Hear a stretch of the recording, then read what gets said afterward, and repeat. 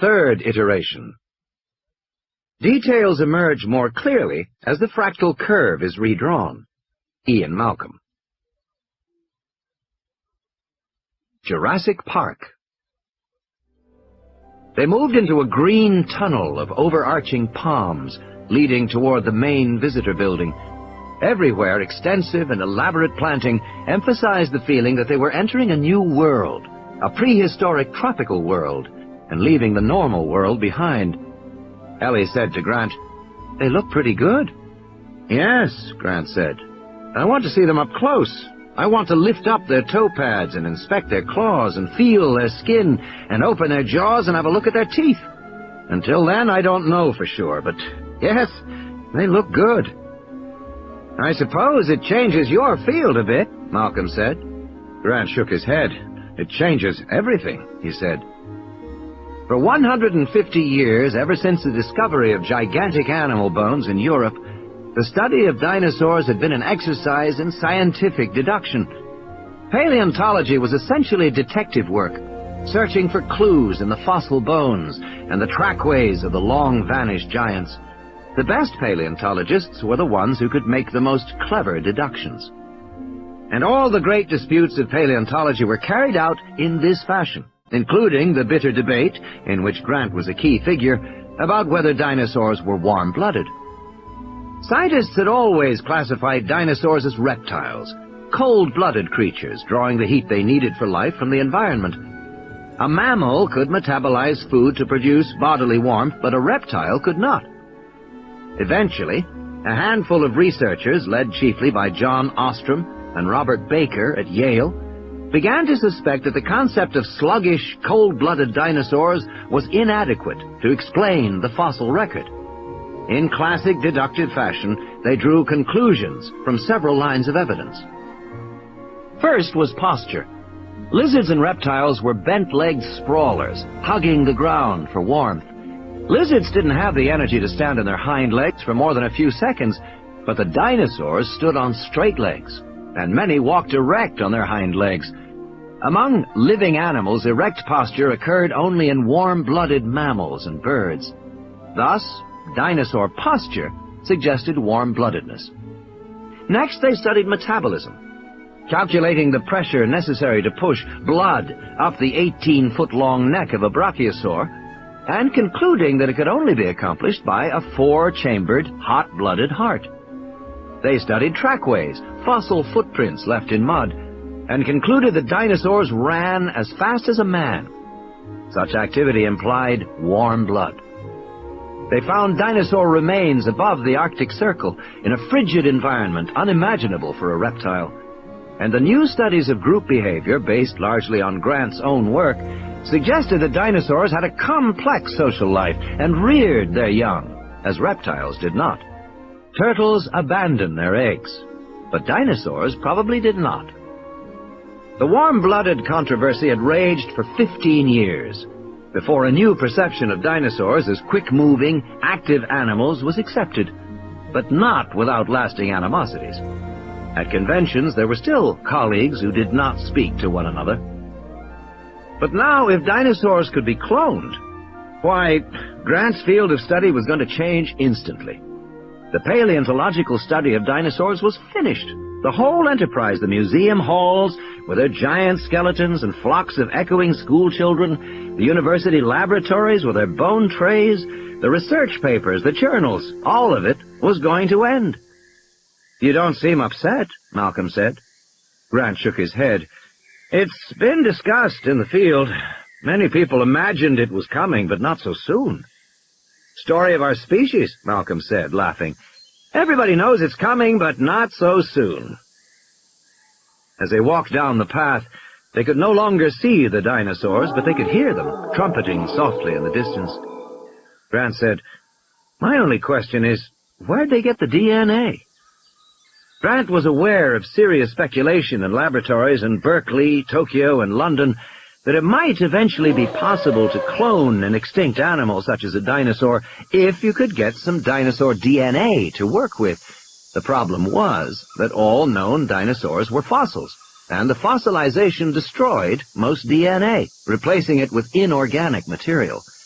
Of course, if a dinosaur was frozen, or preserved in a peat bog, or mummified in a desert environment, then its DNA might be recoverable. But nobody had ever found a frozen or mummified dinosaur, so cloning was therefore impossible. There was nothing to clone from. All the modern genetic technology was useless. It was like having a Xerox copier, but nothing to copy with it. Ellie said, "You can't reproduce a real dinosaur because you can't get real dinosaur DNA." "Unless there's a way we haven't thought of," Grant said. "Like what?" she said. "I don't know," Grant said. Beyond the fence, they came to the swimming pool, which spilled over into a series of waterfalls and smaller rocky pools. The area was planted with huge ferns. "Isn't this extraordinary?" Ed Regis said. "Especially on a misty day, these plants really contribute to the prehistoric atmosphere. These are authentic Jurassic ferns, of course." Ellie paused to look more closely at the ferns. Yes, it was just as he said. Serena veriformans, a plant found abundantly in fossils more than 200 million years old, now common only in the wetlands of Brazil and Colombia. But whoever had decided to place this particular fern at poolside obviously didn't know that the spores of veriformans contained a deadly beta-carboline alkaloid. Even touching the attractive green fronds could make you sick. And if a child were to take a mouthful, he would almost certainly die. The toxin was 50 times more poisonous than oleander.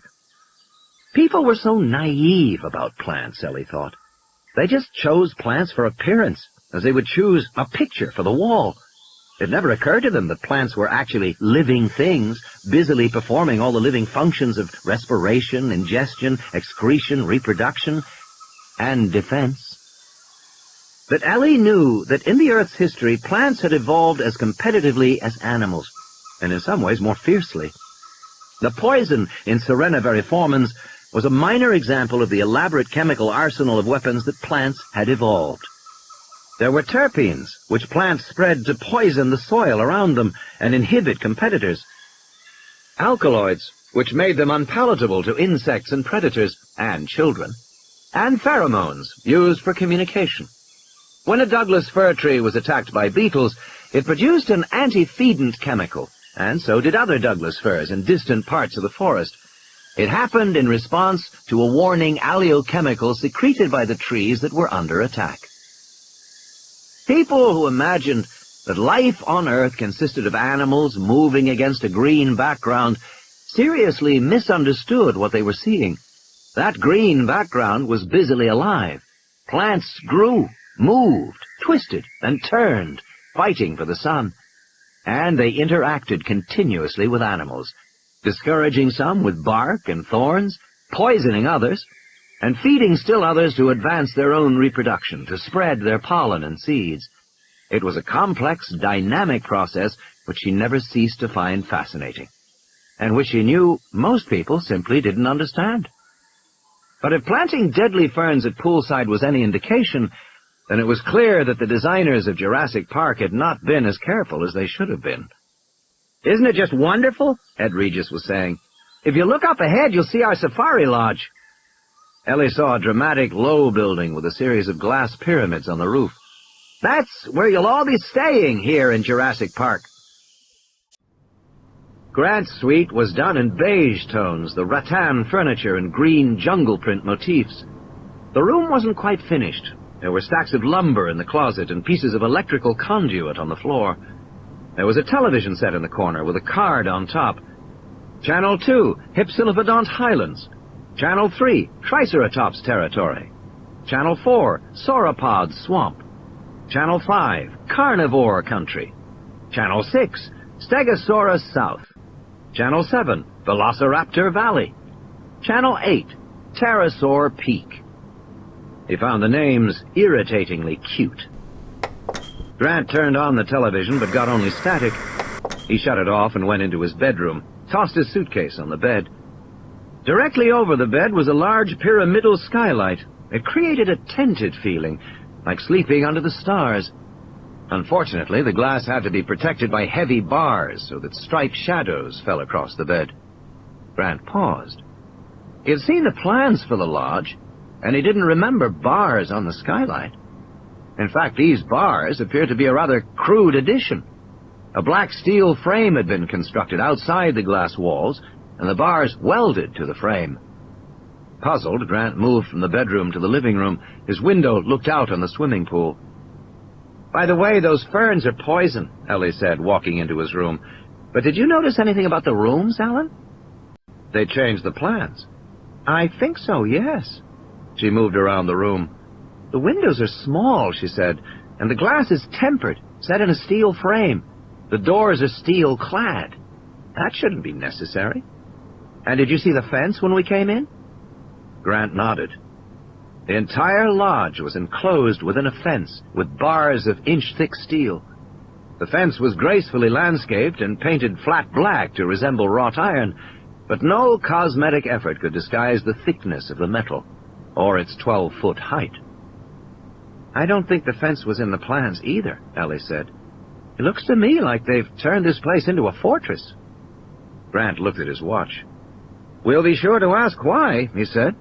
"The tour starts in 20 minutes.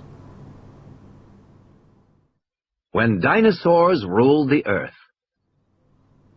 They met in the visitor building, 2 stories high and all glass, with exposed black anodized girders and supports. Grant found it determinedly high-tech. There was a small auditorium, dominated by a robot Tyrannosaurus Rex, poised menacingly by the entrance to an exhibit area labeled "When Dinosaurs Ruled the Earth." Farther on were other displays, "What is a Dinosaur?" and "The Mesozoic World." But the exhibits weren't completed. There were wires and cables all over the floor. Gennaro climbed up on the stage and talked to Grant, Ellie, and Malcolm, his voice echoing slightly in the room. Hammond sat in the back, his hands folded across his chest. "We're about to tour the facilities," Gennaro said. "I'm sure Mr. Hammond and his staff will show everything in the best light. Before we go, I wanted to review why we are here, and what I need to decide before we leave. Basically, as you all realize by now, this is an island in which genetically engineered dinosaurs have been allowed to move in a natural park-like setting, forming a tourist attraction. The attraction isn't open to tourists yet, but it will be in a year. Now, my question for you is a simple one. Is this island safe? Is it safe for visitors? And is it safely containing the dinosaurs?" Gennaro turned down the room lights. "There are 2 pieces of evidence which we have to deal with. First of all, there is Dr. Grant's identification of a previously unknown dinosaur on the Costa Rican mainland. This dinosaur is known only from a partial fragment. It was found in July of this year, after it supposedly bit an American girl on a beach. Dr. Grant can tell you more later. I've asked for the original fragment, which is in a lab in New York, to be flown here so that we can inspect it directly. Meanwhile, there is a second piece of evidence. Costa Rica has an excellent medical service, and it tracks all kinds of data. Beginning in March, there were reports of lizards biting infants in their cribs, and also, I might add, biting old people who were sleeping soundly. These lizard bites were sporadically reported in coastal villages from Ismaloya to Punta Arenas. After March, lizard bites were no longer reported. However, I have this graph from the Public Health Service in San Jose of infant mortality in the towns of the West Coast earlier this year. I direct your attention to 2 features of this graph, Gennaro said. First, infant mortality is low in the months of January and February, then spikes in March, then it's low again in April. But from May onward, it is high, right through July, the month the American girl was bitten. The Public Health Service feels that something is now affecting infant mortality, and it is not being reported by the workers in the coastal villages. The second feature is the puzzling bi-weekly spiking, which seems to suggest some kind of alternating phenomenon is at work. The lights came back on. "All right," Gennaro said. "That's the evidence I want explained. Now, are there any—" "We can save ourselves a great deal of trouble," Malcolm said. "I'll explain it for you now." "You will?" Gennaro said. "Yes," Malcolm said. "First of all, animals have very likely gotten off the island." "Oh, balls," Hammond growled from the back. And second, the graph from the Public Health Service is almost certainly unrelated to any animals that have escaped. Grant said, "How do you know that?" "You'll notice that the graph alternates between high and low spikes," Malcolm said. "That is characteristic of many complex systems. For example, water dripping from a tap. If you turn on the faucet just a little, you'll get a constant drip, drip, drip. But if you open it a little more, so that there's a bit of turbulence in the flow, then you'll get alternating large and small drops. Drip, drip, drip, drip, like that. You can try it yourself. Turbulence produces alternation. It's a signature. And you will get an alternating graph like this for the spread of any new illness in a community." "But why do you say it isn't caused by escaped dinosaurs?" Grant said. "Because it is a non-linear signature," Malcolm said. "You need hundreds of escaped dinosaurs to cause it, and I don't think hundreds of dinosaurs have escaped. So I conclude that some other phenomenon, such as a new variety of flu, is causing the fluctuations you see in the graph." Gennaro said, "But you think the dinosaurs have escaped?" "Probably, yes." "Why?" "Because of what you are attempting here. Look, this island is an attempt to recreate a natural environment from the past, to make an isolated world where extinct creatures roam freely, correct?" "Yes." "But from my point of view, such an undertaking is impossible. The mathematics are so self-evident that they don't need to be calculated. It's rather like my asking you whether on $1 billion in income you had to pay tax. You wouldn't need to pull out your calculator to check. You'd know tax was owed. And similarly, I know overwhelmingly that one cannot successfully duplicate nature in this way, or hope to isolate it." "Why not? After all, there are zoos." "Zoos don't recreate nature," Malcolm said. "Let's be clear. Zoos take the nature that already exists and modify it very slightly to create holding pens for animals. Even those minimal modifications often fail. The animals escape with regularity. But a zoo is not a model for this park. This park is attempting something far more ambitious than that, something much more akin to making a space station on Earth." Gennaro shook his head. "I don't understand." "Well, it's very simple. Except for the air, which flows freely, everything about this park is meant to be isolated. Nothing gets in, nothing out. The animals kept here are never to mix with the greater ecosystems of Earth. They are never to escape." "And they never have," Hammond snorted. "Such isolation is impossible," Malcolm said flatly. "It simply cannot be done." "It can. It's done all the time." "I beg your pardon," Malcolm said, "but you don't know what you're talking about." "You arrogant little snot," Hammond said. He stood and walked out of the room. "Gentlemen, gentlemen," Gennaro said. "I'm sorry," Malcolm said, "but the point remains. What we call nature is in fact a complex system of far greater subtlety than we are willing to accept. We make a simplified image of nature, and then we botch it up. I'm no environmentalist, but you have to understand what you don't understand. How many times must the point be made? How many times must we see the evidence? We build the Aswan Dam and claim it is going to revitalize the country. Instead, it destroys the fertile Nile Delta, produces parasitic infestation, and wrecks the Egyptian economy. We build a... Excuse me, Gennaro said, but I think I hear the helicopter. That's probably the sample for Dr. Grant to look at." He started out of the room. They all followed. At the foot of the mountain, Gennaro was screaming over the sound of the helicopter. The veins of his neck stood out.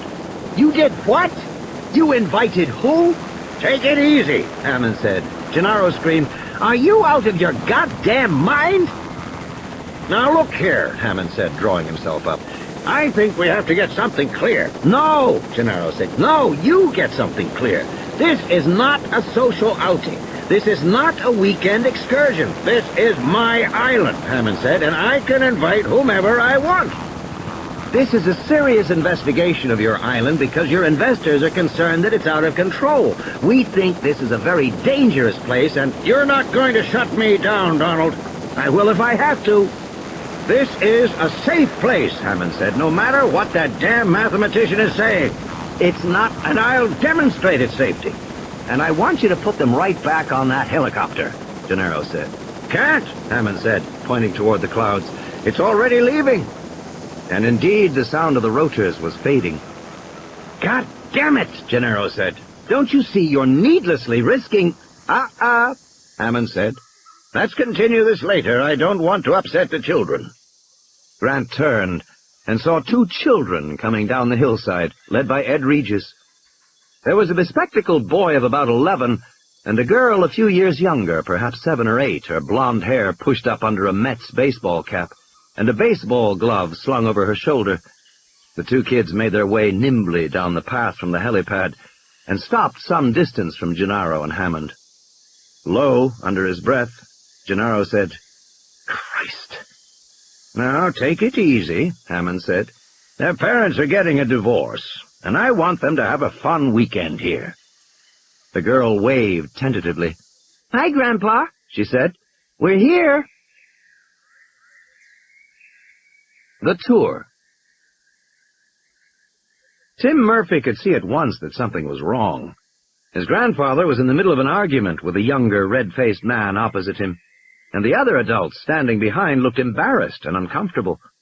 Alexis felt the tension, too, because she hung back, tossing her baseball in the air. He had to push her. "Go on, Lex." "Go on yourself, Timmy." "Don't be a worm," he said. Lex glared at him, but Ed Regis said cheerfully, "I'll introduce you to everybody, and then we can take the tour." "I have to go," Lex said. "I'll just introduce you first," Ed Regis said. "No, I have to go." But Ed Regis was already making introductions. First to Grandpa, who kissed them both, then to the man he was arguing with. This man was muscular, and his name was Gennaro. The rest of the introductions were a blur to Tim. There was a blonde woman wearing shorts, and a man with a beard who wore jeans and a Hawaiian shirt. He looked like the outdoors type. Then a fat college kid who had something to do with computers, and finally a thin man in black who didn't shake hands, but just nodded his head. Tim was trying to organize his impressions, and was looking at the blonde woman's legs, when he suddenly realized that he knew who the bearded man was. "Your mouth is open," Lex said. Tim said, "I know him." "Oh, sure, you've just met him." "No," Tim said, "I have his book." The bearded man said, "What book is that, Tim?" "Lost World of the Dinosaurs," Tim said. Alexis snickered. "Daddy says Tim has dinosaurs on the brain," she said. Tim hardly heard her. He was thinking of what he knew about Alan Grant. Alan Grant was one of the principal advocates of the theory that dinosaurs were warm-blooded. He had done lots of digging at the place called Egg Hill in Montana, which was famous because so many dinosaur eggs had been found there. Professor Grant had found most of the dinosaur eggs that had ever been discovered. He was also a good illustrator, and he drew the pictures for his own books. "Dinosaurs on the brain?" the bearded man said. "Well, as a matter of fact, I have that same problem." "Dad says dinosaurs are really stupid," Lex said. "He says Tim should get out in the air and play more sports." Tim felt embarrassed. "I thought you had to go," he said. "In a minute," Lex said. "I thought you were in such a rush." "I'm the one who would know, don't you think, Timothy?" she said, putting her hands on her hips, copying her mother's most irritating stance. "Tell you what," Ed Regis said, "why don't we all just head on over to the visitor center, and we can begin our tour?" Everybody started walking. Tim heard Gennaro whisper to his grandfather, "I could kill you for this." And then Tim looked up and saw that Dr. Grant had fallen into step beside him. "How old are you, Tim?" 11. "And how long have you been interested in dinosaurs?" Grant asked. Tim swallowed. "A while now," he said. He felt nervous to be talking to Dr. Grant. "We go to museums sometimes, when I can talk my family into it, my father." "Your father's not especially interested?" Tim nodded, and told Grant about his family's last trip to the Museum of Natural History. His father had looked at his skeleton and said, "That's a big one." Tim had said, "No, Dad, that's a medium-sized one, a Camptosaurus." "Oh, I don't know, looks pretty big to me." "It's not even full-grown, Dad." His father squinted at the skeleton. "What is it, Jurassic?" "Geez, no, Cretaceous." "Cretaceous? What's the difference between Cretaceous and Jurassic?" "Only about 100 million years," Tim said. Cretaceous is older? No, Dad, Jurassic is older. Well, his father said, stepping back, it looks pretty damn big to me. And he turned to Tim for agreement. Tim knew he had better agree with his father, so he just muttered something. And they went on to another exhibit. Tim stood in front of one skeleton, a Tyrannosaurus rex, the mightiest predator the Earth had ever known for a long time. Finally, his father said, "What are you looking at?" "I'm counting the vertebrae," Tim said. "The vertebrae?" "In the backbone." "I know what vertebrae are," his father said, annoyed. He stood there a while longer, and then he said, "Why are you counting them?" "I think they're wrong. Tyrannosaurus should only have 37 vertebrae in the tail. This has more." "You mean to tell me," his father said, "that the Museum of Natural History has a skeleton that's wrong? I can't believe that." "It's wrong," Tim said. His father stomped off toward a guard in the corner. "What did you do now?" his mother said to Tim. "I didn't do anything," Tim said. "I just said the dinosaur is wrong, that's all." And then his father came back with a funny look on his face, because of course the guard told him that the Tyrannosaurus had too many vertebrae in the tail. "How'd you know that?" his father asked. "I read it," Tim said. "That's pretty amazing, son," he said, and he put his hand on his shoulder, giving it a squeeze. "You know how many vertebrae belong in that tail. I've never seen anything like it. You really do have dinosaurs on the brain." And then his father said he wanted to catch the last half of the Mets game on TV, and Lex said she did too, so they left the museum. And Tim didn't see any other dinosaurs, which was why they had come there in the first place. But that was how things happened in his family. How things used to happen in his family, Tim corrected himself. Now that his father was getting a divorce from his mother, things would probably be different. His father had already moved out, and even though it was weird at first, Tim liked it. He thought his mother had a boyfriend, but he couldn't be sure, and of course he would never mention it to Lex. Lex was heartbroken to be separated from her father, and in the last few weeks she had become so obnoxious that... "Was it 5027, Grant said. "I'm sorry?" Tim said. "The Tyrannosaurus at the museum, was it 5027? "Yes," Tim said. "How'd you know?" Grant smiled. "They've been talking about fixing it for years, but now it may never happen." "Why is that?" "Because of what is taking place here," Grant said, "on your grandfather's island." Tim shook his head. He didn't understand what Grant was talking about. "My mom said it was just a resort, you know, with swimming and tennis."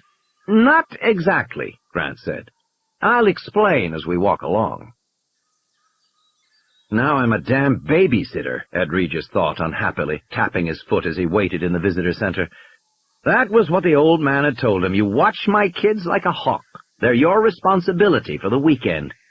Ed Regis didn't like it at all. He felt degraded. He wasn't a damn babysitter. And for that matter, he wasn't a damn tour guide, even for VIPs. He was the head of public relations for Jurassic Park, and he had much to prepare between now and the opening, a year away. Just to coordinate with the PR firms in San Francisco and London, and the agencies in New York and Tokyo was a full-time job, especially since the agencies couldn't yet be told what the resort's real attraction was. The firms were all designing teaser campaigns, nothing specific, and they were unhappy. Creative people needed nurturing. They needed encouragement to do their best work. He couldn't waste his time taking scientists on tours. But that was the trouble with a career in public relations. Nobody saw you as a professional. Regis had been down here on the island off and on for the past 7 months, and they were still pushing odd jobs on him. Like that episode back in January. Harding should have handled that. Harding or Owens, the general contractor. Instead it had fallen to Ed Regis. What did he know about taking care of some sick workman? And now he was a damn tour guide and babysitter. He turned back and counted the heads. Still one short. Then in the back he saw Dr. Sattler emerge from the bathroom. "All right, folks, let's begin our tour on the second floor." Tim went with the others, following Mr. Regis up the black suspended staircase to the second floor of the building. They passed a sign that read, "Closed area, authorized personnel only beyond this point." Tim felt a thrill when he saw that sign. They walked down the second-floor hallway. One wall was glass. looking out onto a balcony with palm trees in the light mist. On the other wall were stenciled doors like offices, park warden, guest services, general manager. Halfway down the corridor, they came to a glass partition marked with another sign displaying the international biohazard symbol, which read, "Biohazard, caution, biological hazard. This laboratory conforms to USG P4/EK3 genetic protocols." Underneath were more signs. "Caution, tetragenic substances. Pregnant women avoid exposure to this area. Danger, radioactive isotopes in use, carcinogenic potential." Tim grew more excited all the time. Tetragenic substances, things that made monsters. It gave him a thrill. And he was disappointed to hear Ed Regis say, "Never mind the signs, they're just up for legal reasons. I can assure you everything is perfectly safe." He led them through the door. There was a guard on the other side. Ed Regis turned to the group. "You may have noticed that we have a minimum of personnel on the island. We can run this resort with a total of 20 people. Of course, we'll have more when we have guests here, but at the moment, there's only 20. Here's our control room. The entire park is controlled from here." They paused before windows and peered into a darkened room that looked like a small version of mission control. There was a vertical glass see-through map of the park, and facing it, a bank of glowing computer consoles. Some of the screens displayed data, but most of them showed video images from around the park. There were just 2 people inside, standing and talking. "The man on the left is our chief engineer, John Arnold." Regis pointed to a thin man in a button-down, short-sleeved shirt and tie, smoking a cigarette. "And next to him, our park warden, Mr. Robert Muldoon, the famous white hunter from Nairobi." Muldoon was a burly man in khaki, sunglasses dangling from his shirt pocket. He glanced out at the group, gave a brief nod, and turned back to the computer screens. "I'm sure you want to see this room," Ed Regis said, "but first let's see how we obtain dinosaur DNA." The sign on the door said extractions, and like all the doors in the laboratory building, it opened with a security card. Ed Regis slipped the card in the slot, the light blinked, and the door opened. Inside, Tim saw a small room bathed in green light. 4 technicians in lab coats were peering into double-barreled stereo microscopes, or looking at images on high-resolution video screens. The room was filled with yellow stones. The stones were in glass shelves, in cardboard boxes, in large pull-out trays. Each stone was tagged and numbered in black ink. Regis introduced Henry Wu, a slender man in his 30s. "Dr. Wu is our chief geneticist. I'll let him explain what we do here." Henry Wu smiled. "At least I'll try," he said. "Genetics is a bit complicated, but you're probably wondering where our dinosaur DNA comes from." "It crossed my mind," Grant said. "As a matter of fact," Wu said, "there are 2 possible sources. Using the Loy antibody extraction technique, we can sometimes get DNA directly from dinosaur bones." "What kind of a yield?" Grant asked. "Well, most soluble protein is leached out during fossilization, but 20% of the proteins are still recoverable by grinding up the bones and using Loy's procedure. Dr. Loy himself has used it to obtain proteins from extinct Australian marsupials, as well as blood cells from ancient human remains. His technique is so refined, it can work with a mere 50 nanograms of material. That's 50 billionths of a gram." "And you've adapted his technique here?" Grant asked.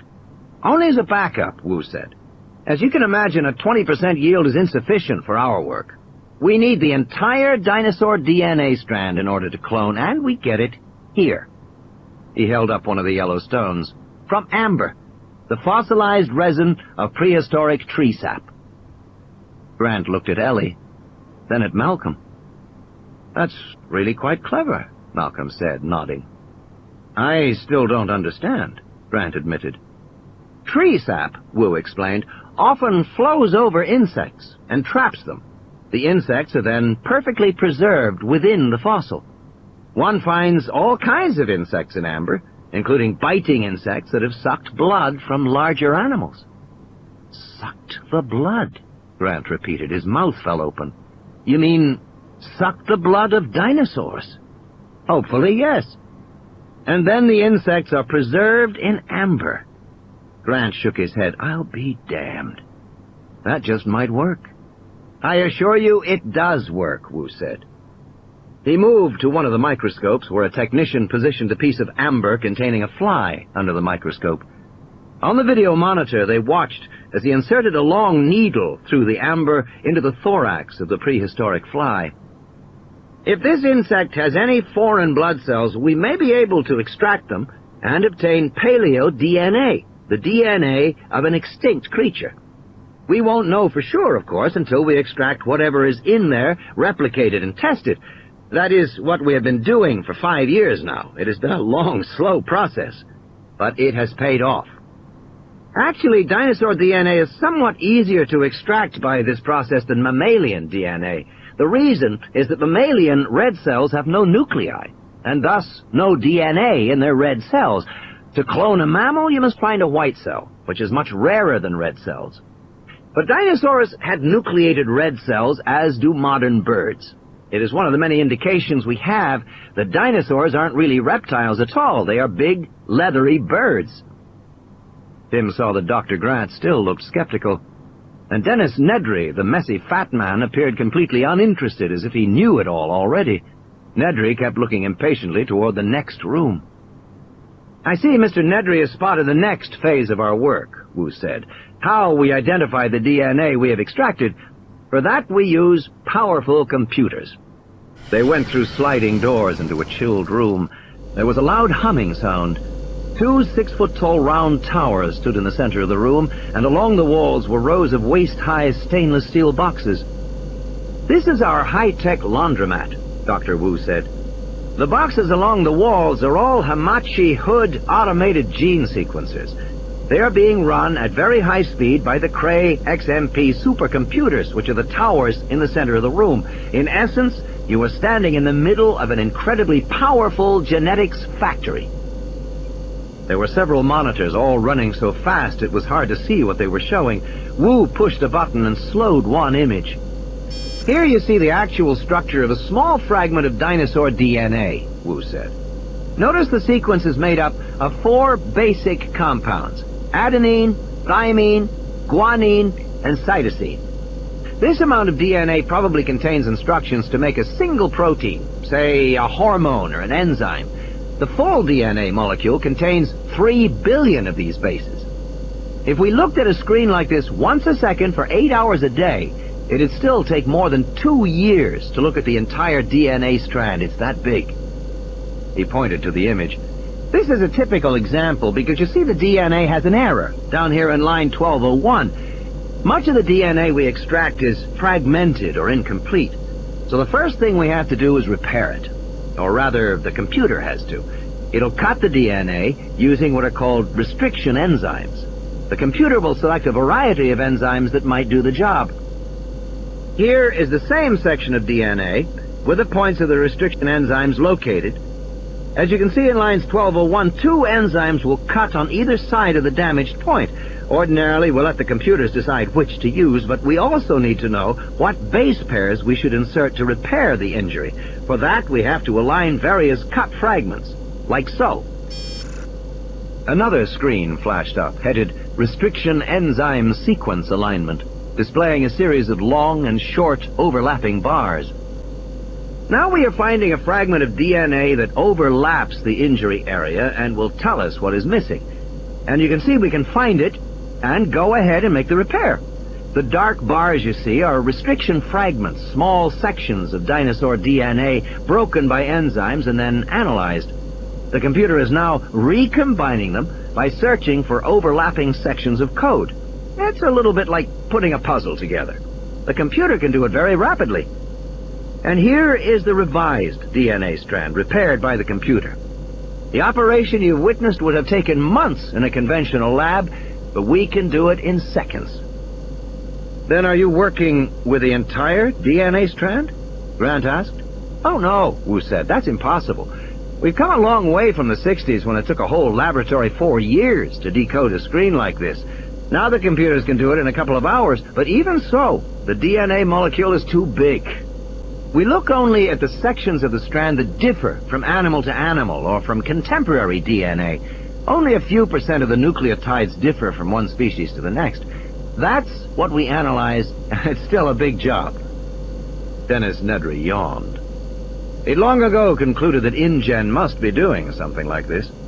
A couple of years earlier, when InGen had hired Nedry to design the park control systems, one of the initial design parameters called for data records with 3 by 10 to the 9th fields. Nedry just assumed that was a mistake, and had called Palo Alto to verify it, but they had told him the spec was correct. 3 billion fields. Nedry had worked on a lot of large systems. He'd made a name for himself, setting up worldwide telephone communications for multinational corporations. Often those systems had millions of records. He was used to that. But InGen wanted something so much larger. Puzzled, Nedry had gone to see Barney Fellows over at Symbolics near the MIT campus in Cambridge. What kind of a database has 3 billion records, Barney? A mistake, Barney said, laughing. They put in an extra 0 or 2. It's not a mistake. I checked. It's what they want. But that's crazy, Barney said. It's not workable. Even if you had the fastest processors and blindingly fast algorithms, a search would still take days, maybe weeks. Yeah, Nedry said, I know. Fortunately, I'm not being asked to do algorithms. I'm just being asked to reserve storage and memory for the overall system, but still. What could the database be for? Barney frowned. You operating under an ND? Yes, Nedry said. Most of his jobs required non-disclosure agreements. Can you tell me anything? It's a bioengineering firm. Bioengineering, Barney said. Well, there's the obvious. Which is? A DNA molecule. Oh, come on, Nedry said. Nobody could be analyzing a DNA molecule. He knew biologists were talking about the Human Genome Project to analyze a complete human DNA strand, but that would take 10 years of coordinated effort, involving laboratories around the world. It was an enormous undertaking, as big as the Manhattan Project, which made the atomic bomb. This is a private company, Nedry said. With 3 billion records, Barney said, I don't know what else it could be. Maybe they're being optimistic designing their system. Very optimistic, Nedry said. Or maybe they're just analyzing DNA fragments, but they've got RAM-intensive algorithms. That made more sense. Certain database search techniques ate up a lot of memory. You know who did their algorithms? No, Nedry said. This company is very secretive. Well, my guess is they're doing something with DNA, Barney said. What's the system? Multi-XMP. Multi-XMP? You mean more than one, Cray? Wow. Barney was frowning now, thinking that one over. Can you tell me anything else? Sorry, Nedry said. I can't. And he had gone back and designed the control systems. It had taken him and his programming team more than a year, and it was especially difficult because the company wouldn't ever tell him what the subsystems were for. The instructions were simply, design a module for record-keeping, or design a module for visual display. They gave him design parameters, but no details about use. He had been working in the dark. And now that the system was up and running, he wasn't surprised to learn there were bugs. What did they expect? And they'd ordered him down here in a panic, all hot and bothered about his bugs. It was annoying, Nedry thought. Nedry turned back to the group as Grant asked, and once the computer has analyzed the DNA, how do you know what animal it encodes? We have 2 procedures, Wu said. The first is phylogenetic mapping. DNA evolves over time, like everything else in an organism, hands or feet or any other physical attribute. So we can take an unknown piece of DNA and determine roughly by computer where it fits in the evolutionary sequence. It's time-consuming, but it can be done. And the other way? Wu shrugged. Just grow it and find out what it is, he said. That's what we usually do. I'll show you how that's accomplished. Tim felt a growing impatience as the tour continued. He liked technical things, but even so he was losing interest. They came to the next door, which was marked Fertilization. Dr. Wu unlocked the door with his security card and they went inside. Tim saw still another room with technicians working at microscopes. In the back was a section entirely lit by blue ultraviolet light. Dr. Wu explained that their DNA work required the interruption of cellular mitosis at precise instants, and therefore they kept some of the most virulent poisons in the world. Helotoxins, colchicinoids, beta-alkaloids, he said, pointing to a series of syringes set out under the UV light. Kill any living animal within a second or two. Tim would have liked to know more about the poisons, but Dr. Wu droned on about using unfertilized crocodile ova and replacing the DNA, and then Professor Grant asked some complicated questions. To one side of the room were big tanks marked Liquid N2, and there were big walk-in freezers with shelves of frozen embryos, each stored in a tiny silver foil wrapper. Lex was bored. Nedry was yawning, and even Dr. Sattler was losing interest. Tim was tired of looking at these complicated laboratories. He wanted to see the dinosaurs. The next room was labeled Hatchery. "It's a little warm and damp in here," Dr. Wu said. "We keep it at 99 degrees Fahrenheit and a relative humidity of 100%. We also run a higher O2 concentration. It's up to 33%. "Jurassic atmosphere," Grant said. "Yes, at least we presume so. If any of you feel faint, just tell me." Dr. Wu inserted his security card into the slot and the outer door hissed open. "Just a reminder, don't touch anything in this room. Some of the eggs are permeable to skin oils. Watch your heads. The sensors are always moving." He opened the inner door to the nursery, and they went inside. Tim faced a vast open room bathed in deep infrared light.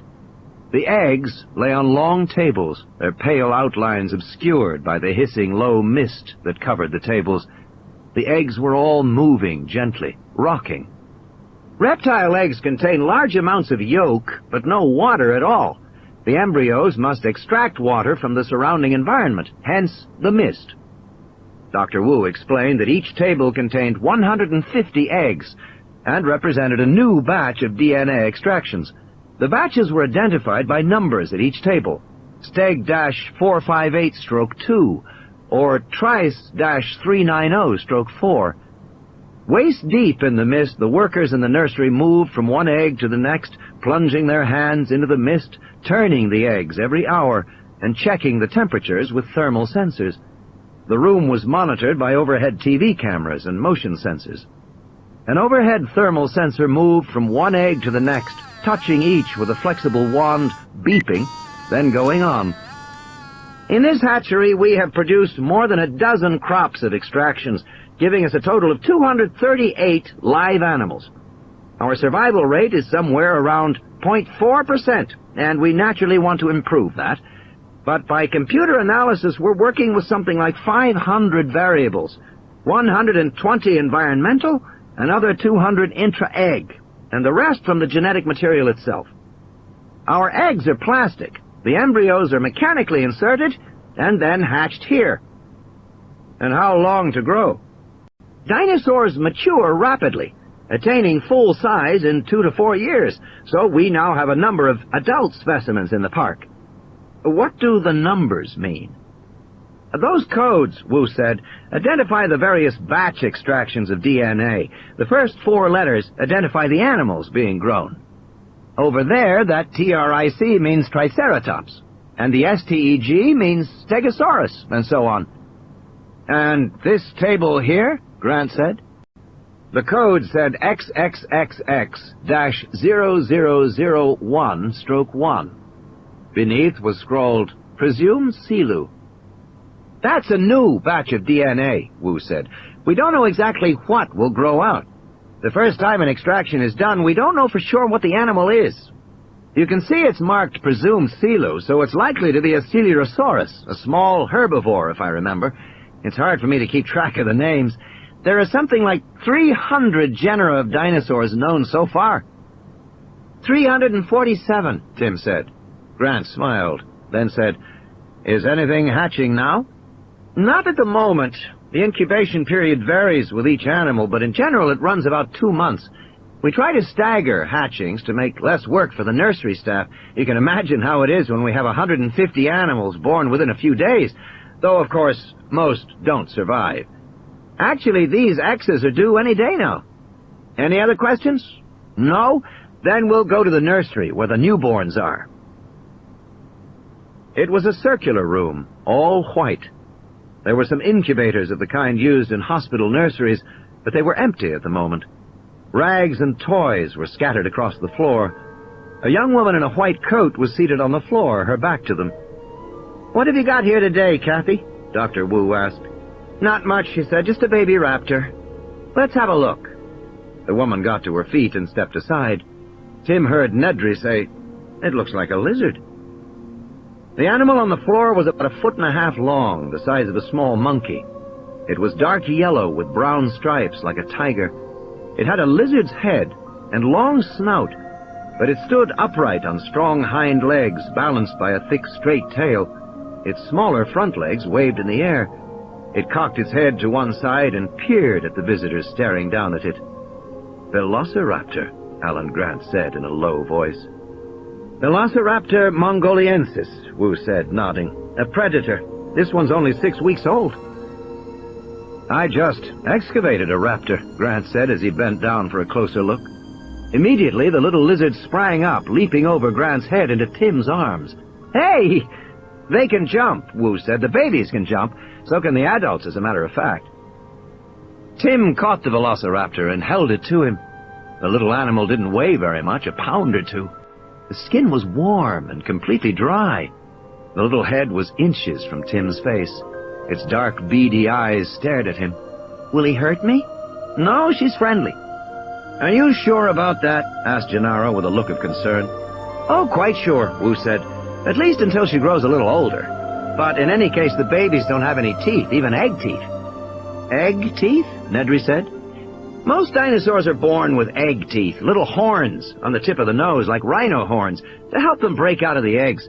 But raptors aren't. They poke a hole in the eggs with their pointed snouts, and then the nursery staff has to help them out." "You have to help them out," Grant said, shaking his head. "What happens in the wild?" "In the wild?" "When they breed in the wild," Grant said. "When they make a nest." "Oh, they can't do that," Wu said. "None of our animals is capable of breeding. That's why we have this nursery. It's the only way to replace stock in Jurassic Park." "Why can't the animals breed?" "Well, as you can imagine, it's important that they not be able to breed," Wu said. "And whenever we faced a critical matter such as this, we designed redundant systems. That is, we always arranged at least 2 control procedures. In this case, there are 2 independent reasons why the animals can't breed. First of all, they're sterile, because we irradiate them with X-rays. And the second reason? All the animals in Jurassic Park are female," Wu said with a pleased smile. Malcolm said, "I should like some clarification about this, because it seems to me that irradiation is fraught with uncertainty. The radiation dose may be wrong, or aimed at the wrong anatomical area of the animal." "Oh, true," Wu said. "But we're quite confident we have destroyed gonadal tissue." "And as for them all being female," Malcolm said, "is that checked? Does anyone go out and lift up the dinosaur's skirts to have a look? I mean, how does one determine the sex of a dinosaur anyway?" "Sex organs vary with the species. It's easy to tell on some, subtle on others. But to answer your question, the reason we know all the animals are female is that we literally make them that way. We control their chromosomes, and we control the intra-egg developmental environment. From a bioengineering standpoint, females are easier to breed. You probably know that all vertebrate embryos are inherently female. We all start life as females. It takes some kind of added effect, such as a hormone at the right moment during development, to transform the growing embryo into a male. But left to its own devices, the embryo will naturally become female. So our animals are all female. We tend to refer to some of them as male, such as the Tyrannosaurus rex. We all call it a him. But in fact, they're all female. And believe me, they can't breed." The little velociraptor sniffed at Tim, and then rubbed her head against Tim's neck. Tim giggled. "She wants you to feed her," Wu said. "What does she eat?" "Mice, but she's just eaten, so we won't feed her again for a while." The little raptor leaned back, stared at Tim, and wiggled her forearms again in the air. Tim saw the small claws on the 3 fingers of each hand. Then the raptor burrowed her head against his neck again. Grant came over and peered critically at the creature. He touched the tiny 3-clawed hand. He said to Tim, "Do you mind?" and Tim released the raptor into his hands. Grant flipped the animal onto its back, inspecting it, while the little lizard wiggled and squirmed. Then he lifted the animal high to look at its profile, and it screamed shrilly. "She doesn't like that," Regis said. "Doesn't like to be held away from body contact." The raptor was still screaming, but Grant paid no attention. Now he was squeezing the tail, feeling the bones.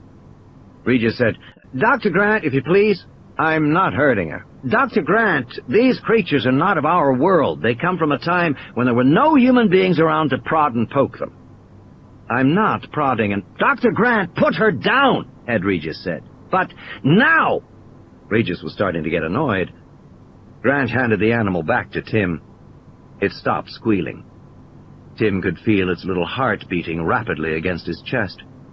"I'm sorry, Dr. Grant," Regis said, "but these animals are delicate in infancy. We've lost several from a postnatal stress syndrome, which we believe is adrenocortically mediated. Sometimes they die within 5 minutes. Tim petted the little raptor. "It's okay, kid," he said. "Everything's fine now." The heart was still beating rapidly. "We feel it is important that the animals here be treated in the most humane manner," Regis said. "I promise you that you will have every opportunity to examine them later." But Grant couldn't stay away. He again moved toward the animal in Tim's arms, peering at it. The little velociraptor opened her jaws and hissed at Grant, in a posture of sudden intense fury. "Fascinating," Grant said. "Can I stay and play with her?" Tim said. Not right now," Ed Regis said, glancing at his watch. "It's 3 o'clock, and it's a good time for a tour of the park itself, so you can see all the dinosaurs in the habitats we have designed for them." Tim released the velociraptor, which scampered across the room, grabbed a cloth rag, put it in her mouth, and tugged at the end with her tiny claws. Control. Walking back toward the control room, Malcolm said, "I have one more question, Dr. Wu. How many different species have you made so far?" "I'm not exactly sure," Wu said. "I believe the number at the moment is 15. 15 species. Do you know, Ed?" "Yes, it's 15, Ed Regis said, nodding. "You don't know for sure?" Malcolm said, affecting astonishment. Wu smiled. "I stopped counting," he said, "after the first dozen. And you have to realize that sometimes we think we have an animal correctly made from the standpoint of the DNA, which is our basic work, and the animal grows for 6 months and then something untoward happens, and we realize there is some error. A releaser gene isn't operating, a hormone not being released, or some other problem in the developmental sequence. So we have to go back to the drawing board with that animal, so to speak." He smiled. "At one time I thought I had more than 20 species, but now only 15. "And is one of the 15 species Malcolm turned to Grant. "What was the name?" "Procompsognathus," Grant said. "You have made some Procompsognathuses, or whatever they're called?" Malcolm asked. "Oh, yes," Wu said immediately. "Compies are very distinctive animals, and we made an unusually large number of them." "Why is that?" "Well, we want Jurassic Park to be as real an environment as possible, as authentic as possible. And the Procompsognathids are actual scavengers from the Jurassic period, rather like jackals. So we wanted to have the compies around to clean up." "You mean to dispose of carcasses?" "Yes, if there were any. But with only 230-odd animals in our total population, we don't have many carcasses," Wu said. "That wasn't the primary objective. Actually, we wanted the compies for another kind of waste management entirely." "Which was?" "Well," Wu said, "we have some very big herbivores on this island. We have specifically tried not to breed the biggest sauropods, but even so, we've got several animals in excess of 30 tons walking around out there, and many others in the 5 to 10-ton area. That gives us 2 problems. One is feeding them. And in fact, we must import food to the island every 2 weeks. There is no way an island this small can support these animals for any time. But the other problem is waste. I don't know if you've ever seen elephant droppings," Wu said, "but they are substantial. Each spore is roughly the size of a soccer ball. Imagine the droppings of a brontosaur, 10 times as large. Now imagine the droppings of a herd of such animals as we keep here, and the largest animals do not digest their food terribly well, so that they excrete a great deal. And in the 60 million years since dinosaurs disappeared, apparently the bacteria that specialize in breaking down their feces disappeared too. At least, the sauropod feces don't decompose readily. That's a problem, Malcolm said. I assure you it is, Wu said, not smiling. We had a hell of a time trying to solve it. You probably know that in Africa there is a specific insect, the dung beetle, which eats elephant feces. Many other large species of associated creatures that have evolved to eat their excrement. Well, it turns out that compies will eat the feces of large herbivores and redigest it. And the droppings of compies are readily broken down by contemporary bacteria, so given enough compies, our problem was solved. How many compies did you make? I've forgotten exactly, but I think the target population was 50 animals, and we attained that, or very nearly so, in 3 batches. We did a batch every 6 months until we had the number. 50 animals, Malcolm said, is a lot to keep track of. The control room is built to do exactly that. They'll show you how it's done. I'm sure, Malcolm said, but if one of these compies were to escape from the island to get away, they can't get away. I know that, but just supposing one did. You mean like the animal that was found on the beach? Wu said, raising his eyebrows. The one that bit the American girl? Yes, for example. I don't know what the explanation for that animal is, Wu said, but I know it can't possibly be one of ours for 2 reasons. First, the control procedures. Our animals are counted by computer every few minutes. If one were missing, we'd know at once. And the second reason? The mainland is more than 100 miles away. It takes almost a day to get there by boat. And in the outside world, our animals will die within 12 hours, Wu said. How do you know? Because I've made sure that's precisely what will occur, Wu said, finally showing a trace of irritation. Look, we're not fools. We understand these are prehistoric animals. They are part of a vanished ecology, a complex web of life that became extinct millions of years ago. They might have no predators in the contemporary world, no checks on their growth. We don't want them to survive in the wild. So, I've made them lysine-dependent. I inserted a gene that makes a single faulty enzyme in protein metabolism. As a result, the animals cannot manufacture the amino acid lysine. They must ingest it from the outside. Unless they get a rich dietary source of exogenous lysine supplied by us in tablet form, they'll go into a coma within 12 hours and expire. These animals are genetically engineered to be unable to survive in the real world. They can only live here, in Jurassic Park. They are not free at all. They are essentially our prisoners. Here's the control room, Ed Regis said. Now that you know how the animals are made, you'll want to see the control room for the park itself, before we go out on the... He stopped. Through the thick glass window, the room was dark. The monitors were off, except for 3 that displayed spinning numbers and the image of a large boat. What's going on? Ed Regis said. Oh, hell, they're docking. Docking? Every 2 weeks the supply boat comes in from the mainland. One of the things this island doesn't have is a good harbor, or even a good dock. It's a little hairy to get the ship in when the seas are rough. Could be a few minutes. He rapped on the window, but the men inside paid no attention. I guess we have to wait then. Ellie turned to Dr. Wu. You mentioned before that sometimes you make an animal and it seems to be fine, but as it grows, it shows itself to be flawed? Yes, Wu said. I don't think there's any way around that. We can duplicate the DNA, but there is a lot of timing in development, and we don't know if everything is working unless we actually see an animal develop correctly.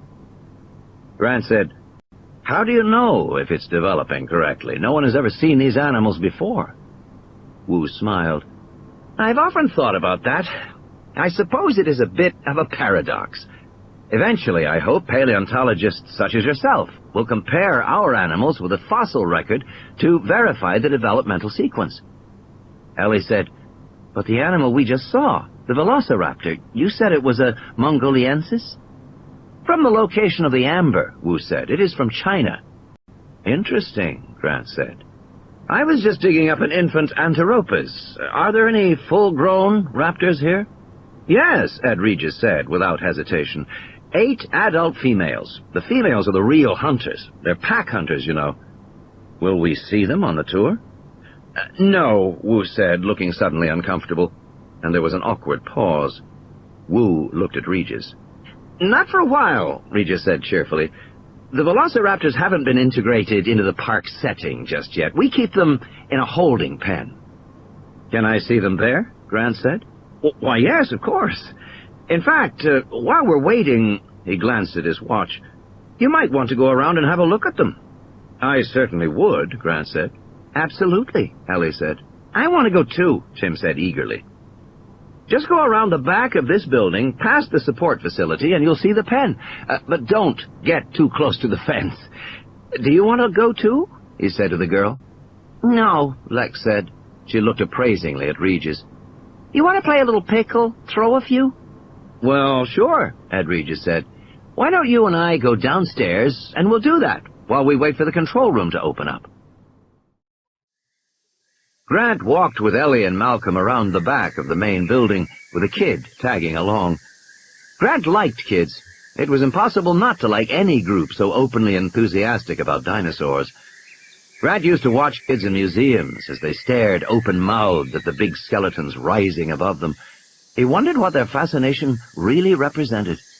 He finally decided that children liked dinosaurs because these giant creatures personified the uncontrollable force of looming authority. They were symbolic parents, fascinating and frightening like parents. And kids loved them, as they loved their parents.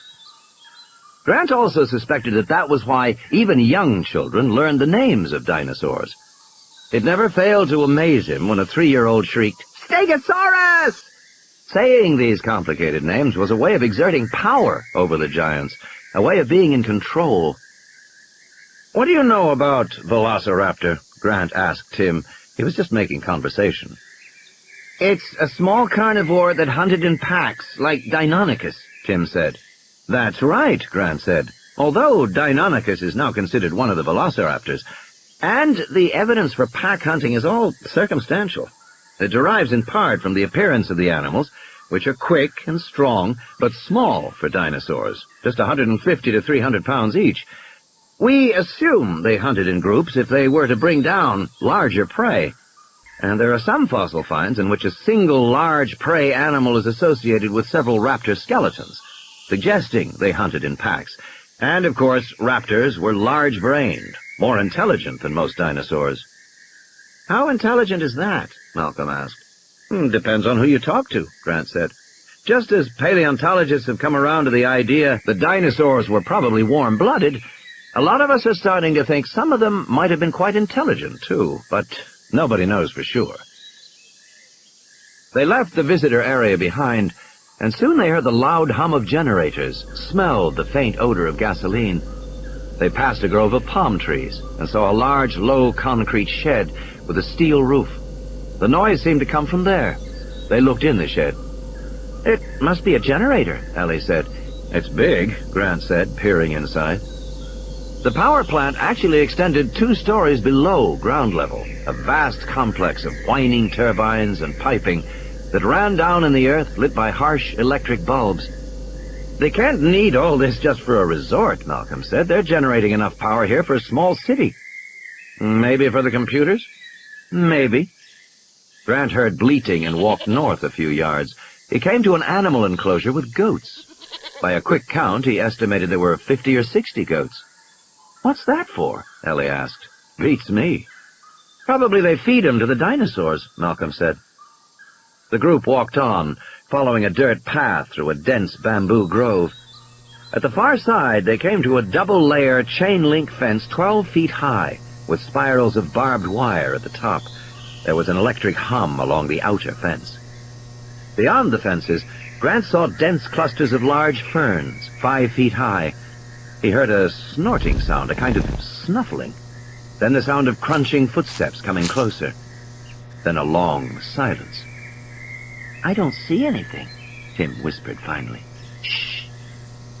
Grant waited. Several seconds passed. Flies buzzed in the air. He still saw nothing. Ellie tapped him on the shoulder and pointed. Amid the ferns, Grant saw the head of an animal. It was motionless, partially hidden in the fronds, the two large, dark eyes watching them coldly. The head was 2 feet long. From a pointed snout, a long row of teeth ran back to the hole of the auditory meatus, which served as an ear.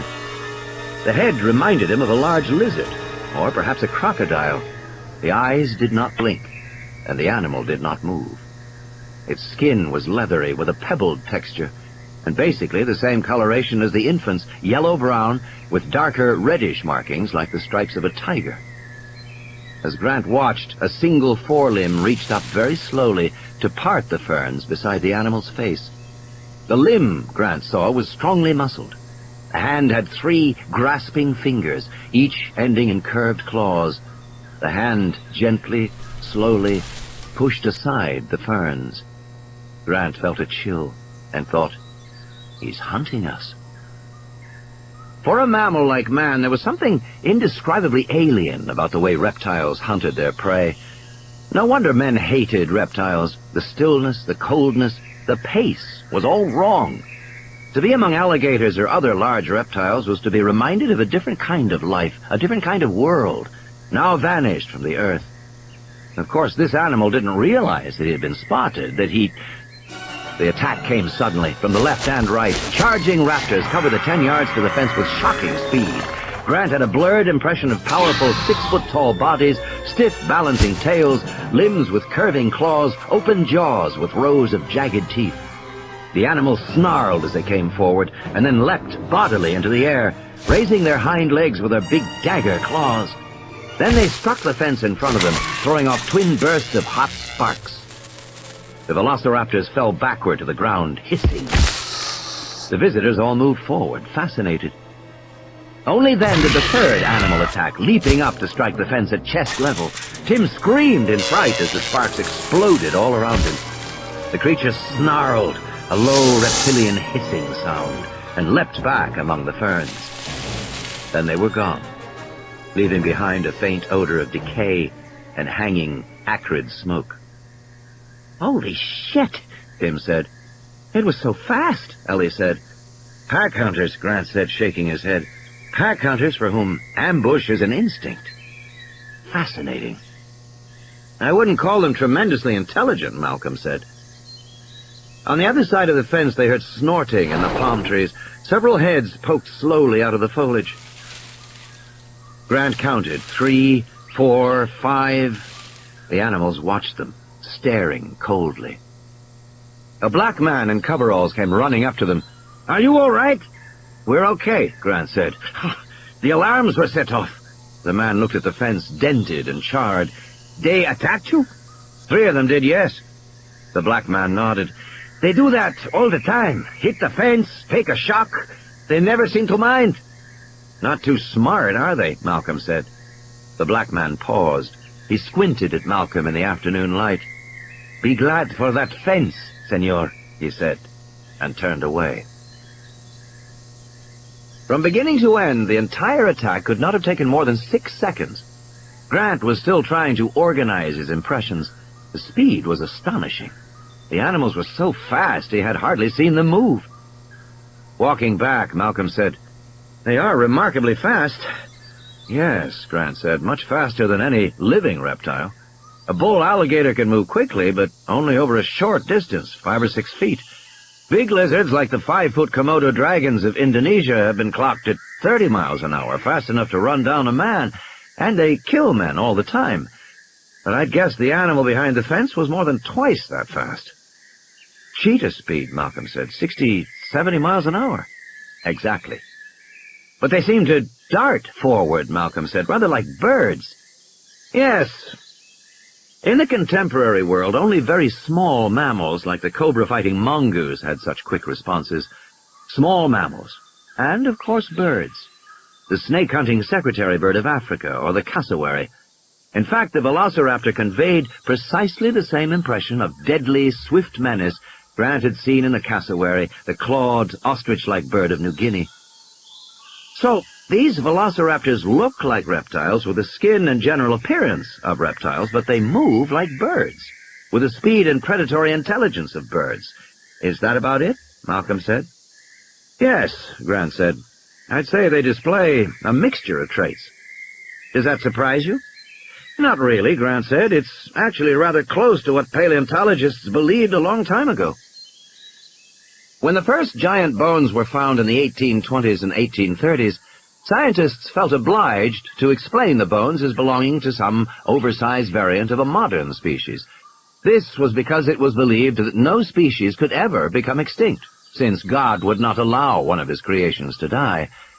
Eventually, it became clear that this conception of God was mistaken, and the bones belonged to extinct animals. But what kind of animals? In 1842, Richard Owen, the leading British anatomist of the day, called them dinosauria, meaning terrible lizards. Owen recognized that dinosaurs seemed to combine traits of lizards, crocodiles, and birds. In particular, dinosaur hips were bird-like, not lizard-like. And unlike lizards, many dinosaurs seemed to stand upright. Owen imagined dinosaurs to be quick-moving, active creatures, and his view was accepted for the next 40 years. But when truly gigantic finds were unearthed, animals that had weighed 100 tons in life, scientists began to envision the dinosaurs as stupid, slow-moving giants, destined for extinction. The image of the sluggish reptile gradually predominated over the image of the quick-moving bird. In recent years, scientists like Grant had begun to swing back toward the idea of more active dinosaurs. Grant's colleagues saw him as radical in his conception of dinosaur behavior, but now he had to admit his own conception had fallen far short of the reality of these large, incredibly swift hunters. Actually, what I was driving at, Malcolm said, was this. Is it a persuasive animal to you? Is it, in fact, a dinosaur? I'd say so, yes. And a coordinated attack behavior to be expected, Grant said. According to the fossil record, packs of velociraptors were capable of bringing down animals that weighed 1,000 pounds, like Tenontosaurus, which could run as fast as a horse. Coordination would be required. How do they do that without language? Oh, language isn't necessary for coordinated hunting, Ali said. Chimpanzees do it all the time. A group of chimps will stalk a monkey and kill it. All communication is by eyes. And were the dinosaurs, in fact, attacking us? Yes. They would kill us and eat us if they could, Malcolm said. I think so. The reason I ask, Malcolm said, is that I'm told large predators such as lions and tigers are not born man-eaters. Isn't that true? These animals must learn somewhere along the way that human beings are easy to kill. Only afterward do they become man-killers. Yes, I believe that's true, Grant said. Well, these dinosaurs must be even more reluctant than lions and tigers. After all, they come from a time before human beings, or even large mammals, existed at all. God knows what they think when they see us. So I wonder, have they learned, somewhere along the line, that humans are easy to kill? The group fell silent as they walked. In any case, Malcolm said, I shall be extremely interested to see the control room now. Version 4.4. Was there any problem with the group? Hammond asked. No, Henry Wu said. There was no problem at all. They accepted your explanation? Well, why shouldn't they, Wu said. It's all quite straightforward, in the broad strokes. It's only the details that get sticky, and I wanted to talk about the details with you today. You can think of it as a matter of aesthetics. John Hammond wrinkled his nose as if he smelled something disagreeable. Aesthetics? He repeated. They were standing in the living room of Hammond's elegant bungalow, set back among palm trees in the northern sector of the park. The living room was airy and comfortable, fitted with a half-dozen video monitors showing the animals in the park. The file Wu had brought, stamped Animal Development, version 4.4, lay on the coffee table. Hammond was looking at him in that patient, paternal way. Wu, 33 years old, was acutely aware that he had worked for Hammond all his professional life. Hammond had hired him right out of graduate school. Of course, there are practical consequences as well, Wu said. I really think you should consider my recommendations for Phase 2. We should go to version 4.4. You want to replace all the current stock of animals? Hammond said. Yes, I do. Why? What's wrong with them? Nothing, Wu said, except that they're real dinosaurs. That's what I asked for, Henry, Hammond said, smiling. And that's what you gave me. I know, Wu said, but you see... He paused. How could he explain this to Hammond? Hammond hardly ever visited the island, and it was a peculiar situation that Wu was trying to convey. Right now, as we stand here, almost no one in the world has ever seen an actual dinosaur. Nobody knows what they're really like. Yes, the dinosaurs we have now are real, Wu said, pointing to the screens around the room. But in certain ways they are unsatisfactory, unconvincing. I could make them better. Better in what way? For one thing, they move too fast, Henry Wu said. People aren't accustomed to seeing large animals that are so quick. I'm afraid visitors will think the dinosaurs look speeded up, like film, running too fast. But, Henry, these are real dinosaurs. You said so yourself. I know, Wu said. But we could easily breed slower, more domesticated dinosaurs. Domesticated dinosaurs? Hammond snorted. Nobody wants domesticated dinosaurs, Henry. They want the real thing. But that's my point, Wu said. I don't think they do. They want to see their expectation, which is quite different. Hammond was frowning. You said yourself, John, this park is entertainment, Wu said, and entertainment has nothing to do with reality. Entertainment is antithetical to reality. Hammond sighed. Now, Henry, are we going to have another one of those abstract discussions? You know I like to keep it simple. The dinosaurs we have now are real, and... Well, not exactly, Wu said. He paced the living room, pointed to the monitors. I don't think we should kid ourselves. We haven't recreated the past here. The past is gone. It can never be recreated. What we've done is reconstruct the past, or at least a version of the past, and I'm saying we could make a better version. Better than real? Why not, Wu said. After all, these animals are already modified. We've inserted genes to make them patentable and to make them lysine-dependent. And we've done everything we can to promote growth and accelerate development into adulthood. Hammond shrugged. That was inevitable. We didn't want to wait. We have investors to consider. Of course. But I'm just saying, why stop there? Why not push ahead to make exactly the kind of dinosaur that we'd like to see? One that is more acceptable to visitors and one that is easier for us to handle. A slower, more docile version for our park. Hammond frowned. But then the dinosaurs wouldn't be real. But they're not real now, Wu said. That's what I'm trying to tell you. There isn't any reality here. He shrugged helplessly. He could see he wasn't getting through. Hammond had never been interested in technical details, and the essence of the argument was technical. How could he explain to Hammond about the reality of DNA dropouts, the patches, the gaps in the sequence that Wu had been obliged to fill in, making the best guesses he could, but still making guesses? The DNA of the dinosaurs was like old photographs that had been retouched, basically the same as the original, but in some places repaired and clarified, and as a result... "No, Henry," Hammond said, putting his arm around Wu's shoulder. "If you don't mind my saying so, I think you're getting cold feet. You've been working very hard for a long time, and you've done a hell of a job. A hell of a job. And it's finally time to reveal to some people what you've done. It's natural to be a little nervous, to have some doubts. But I am convinced, Henry, that the world will be entirely satisfied. Entirely satisfied." As he spoke, Hammond steered him toward the door. "But John," Wu said, "remember back in '87 when we started to build the containment devices? We didn't have any full-grown adults yet, so we had to predict what we'd need.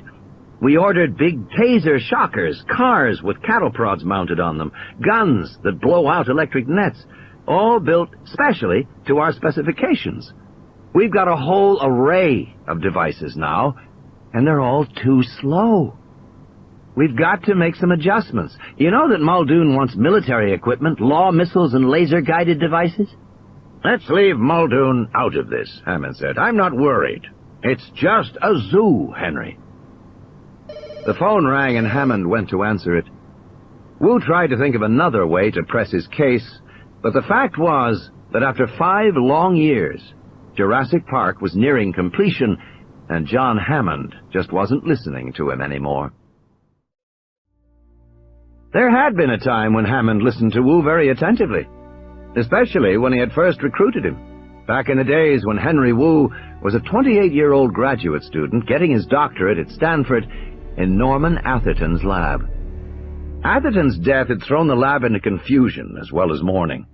No one knew what would happen to the funding or the doctoral programs. There was a lot of uncertainty. People worried about their careers. 2 weeks after the funeral, John Hammond came to see Wu. Everyone in the lab knew that Atherton had had some association with Hammond, although the details were never clear, but Hammond had approached Wu with a directness Wu never forgot. "Norman always said you're the best geneticist in his lab," he said. "What are your plans now?" "I don't know. Research." "You want a university appointment?" "Yes." "That's a mistake," Hammond said briskly. "At least if you respect your talent." Wu had blinked. "Why?" "Because let's face facts," Hammond said. "Universities are no longer the intellectual centers of the country. The very idea is preposterous. Universities are the backwater." "Don't look so surprised. I'm not saying anything you don't know. Since World War II, all the really important discoveries have come out of private laboratories. The laser, the transistor, the polio vaccine, the microchip, the hologram, the personal computer, magnetic resonance imaging, CAT scans, the list goes on and on. Universities simply aren't where it's happening anymore. And they haven't been for 40 years. If you want to do something important in computers or genetics, you don't go to a university, dear me, no." Wu found he was speechless. "Good heavens," Hammond said. "What must you go through to start a new project? How many grant applications? How many forms? How many approvals? The steering committee? The department chairman? The university resources committee? How do you get more workspace if you need it? More assistants if you need them? How long does all that take? A brilliant man can't squander precious time with forms and committees. Life is too short, and DNA too long. You want to make your mark. If you want to get something done, stay out of universities." In those days, Wu desperately wanted to make his mark. John Hammond had his full attention. "I'm talking about work," Hammond continued. "Real accomplishment. What does a scientist need to work? He needs time. And he needs money. I'm talking about giving you a 5-year commitment and $10 million a year in funding. $50 million. And no one tells you how to spend it. You decide. Everyone else just gets out of your way."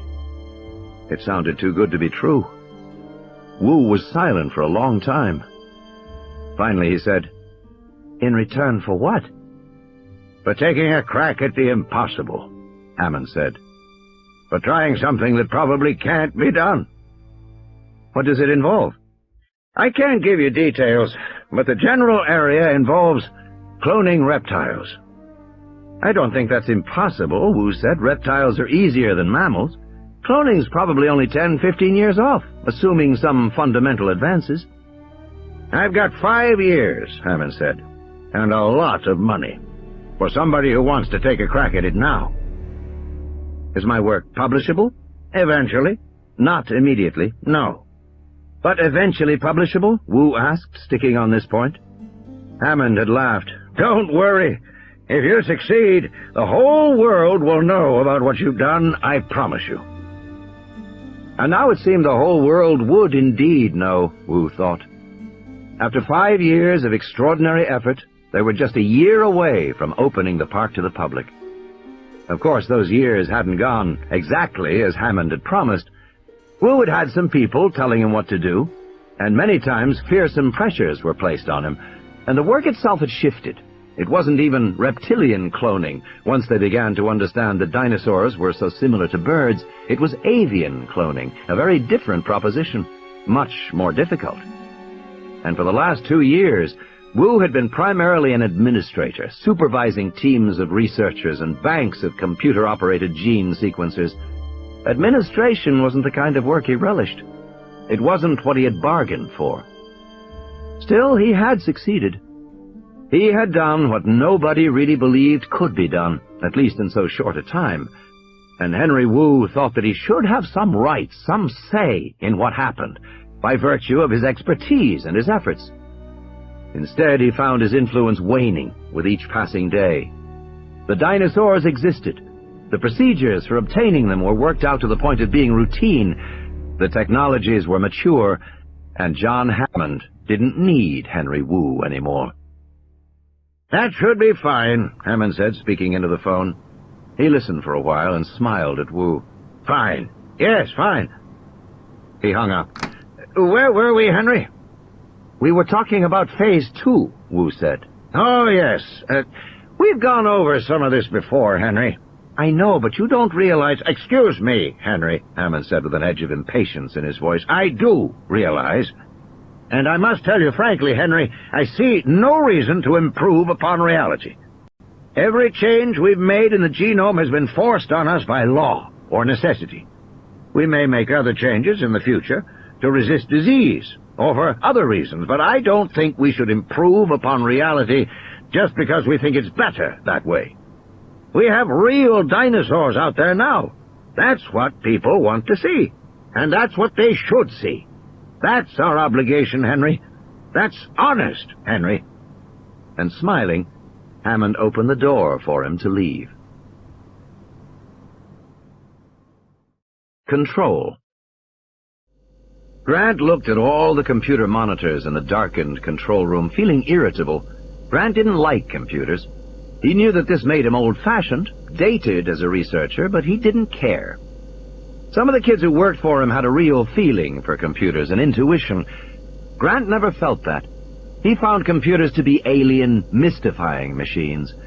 Even the fundamental distinction between an operating system and an application left him confused and disheartened, literally lost in a foreign geography he didn't begin to comprehend. But he noticed that Gennaro was perfectly comfortable, and Malcolm seemed to be in his element, making little sniffing sounds like a bloodhound on a trail. "You want to know about control mechanisms?" John Arnold said, turning in his chair in the control room. The head engineer was a thin, tense, chain-smoking man of 45. He squinted at the others in the room. "We have unbelievable control mechanisms," Arnold said, and lit another cigarette. "For example," Gennaro said. "For example, animal tracking." Arnold pressed a button on his console, and the vertical glass map lit up with a pattern of jagged blue lines. "That's our juvenile T-Rex, the Little Rex. All his movements within the park over the last 24 hours. Arnold pressed the button again. "Previous 24. And again. "Previous 24. The lines on the map became densely overlaid, a child's scribble. But the scribble was localized in a single area, near the southeast side of the lagoon. "You get a sense of his home range over time," Arnold said. "He's young, so he stays close to the water, and he stays away from the big adult Rex. You put up the big Rex and the little Rex, and you'll see their paths never cross." "Where is the big Rex right now?" Gennaro asked. Arnold pushed another button. The map cleared, and a single glowing spot with a code number appeared in the fields northwest of the lagoon. "He's right there." "And the little Rex?" "Hell, I'll show you every animal in the park," Arnold said. The map began to light up like a Christmas tree, dozens of spots of light, each tagged with a code number. "That's 238 animals as of this minute." "How accurate?" "Within 5 feet." Arnold puffed on the cigarette. "Let's put it this way. You drive out in a vehicle, and you'll find the animals right there, exactly as they're shown on the map." "How often is this updated?" "Every 30 seconds. "Pretty impressive," Gennaro said. "How's it done?" "We have motion sensors all around the park," Arnold said. "Most of them hardwired, some radio telemetered. Of course, motion sensors won't usually tell you the species, but we get image recognition direct off the video. Even when we're not watching the video monitors, the computer is, and checking where everybody is." "Does the computer ever make a mistake?" "Only with the babies. It mixes those up sometimes because they're such small images, but we don't sweat that. The babies almost always stay close to herds of adults. Also, you have the category tally." "What's that?" "Once every 15 minutes, the computer tallies the animals in all categories," Arnold said. "Like this. Total animals, 238. Tyrannosaurs expected, 2. Found 2, version 4.1. Myosaurs expected 21. Found 21, version 3.3. Stegosaurs expected 4. Found 4, version 3.9. Triceratops expected 8. Found 8, version 3.1. Procompsognathids expected 49. Found 49, version 3.9. Othnielia expected 16. Found 16, version 3.1. Velociraptors expected 8. Found 8, version 3.0. Apatosaurs expected 17. Found 17, version 3.1. Hadrosaurs expected 11. Found 11, version 3.1. Dilophosaurs expected 7. Found 7, version 4.3. Pterosaurs expected 6. Found 6, version 4.3. Hypsilophodontids expected 33. Found 33, version 2.9. Euplocephalids expected 16. Found 16, version 4.0. Styracosaurs expected 18. Found 18, version 3.9. Microceratops expected 22. Found 22, version 4.1. Total expected 238. Total found 238. What you see here, Arnold said, is an entirely separate counting procedure. It isn't based on the tracking data, it's a fresh look. The whole idea is that the computer can't make a mistake because it compares two different ways of gathering the data. If an animal were missing, we'd know it within 5 minutes. I see, Malcolm said. And has that ever actually been tested? Well, in a way, Arnold said. We've had a few animals die. An Othnelian got caught in the branches of a tree and strangled. One of the stegos died of that intestinal illness that keeps bothering them. One of the hypsilophodonts fell and broke his neck. And in each case, once the animal stopped moving, the numbers stopped tallying, and the computer signaled an alert. Within 5 minutes? Yes. Grant said, "What is the right-hand column?" Release version of the animals. The most recent are version 4.1 or 4.3. We're considering going to version 4.4. Version numbers? You mean like software, new releases? Well, yes, Arnold said. It is like software, in a way. As we discover the glitches in the DNA, Dr. Wu's labs have to make a new version. The idea of living creatures being numbered like software, being subject to updates and revisions, troubled Grant. He could not exactly say why, it was too new a thought, but he was instinctively uneasy about it. They were, after all, living creatures. Arnold must have noticed his expression, because he said, "Look, Dr. Grant, there's no point getting starry-eyed about these animals. It's important for everyone to remember that these animals are created by man. Sometimes there are bugs. So, as we discover the bugs, Dr. Wu's labs have to make a new version. And we need to keep track of what version we have out there." Yes, of course you do, Malcolm said impatiently. But going back to the matter of counting, I take it all the counts are based on motion sensors? Yes. And these sensors are everywhere in the park? They cover 92% of the land area, Arnold said. There are only a few places we can't use them. For example, we can't use them on the Jungle River, because the movement of the water and the convection rising from the surface screws up the sensors. But we have them nearly everywhere else. And if the computer tracks an animal into an unsensed zone, it'll remember and look for the animal to come out again. And if it doesn't, it gives us an alarm. Now then, Malcolm said, you show 49 procompsognathids. Suppose I suspect that some of them aren't really the correct species. How would you show me that I'm wrong? 2 ways, Arnold said. First of all, I can track individual movements against the other presumed compies. Compies are social animals. They move in a group. We have 2 compy groups in the park, so the individual should be within either Group A or Group B. Yes, but the other way is direct visual, he said. He punched buttons, and one of the monitors began to flick rapidly through images of compies numbered from 1 to 49. These pictures are current ID images from within the last 5 minutes. So you can see all the animals if you want to? Yes. I can visually review all the animals whenever I want. How about physical containment, Gennaro said. Can they get out of their enclosures? Absolutely not, Arnold said. These are expensive animals, Mr. Gennaro. We take very good care of them. We maintain multiple barriers. First, the moats.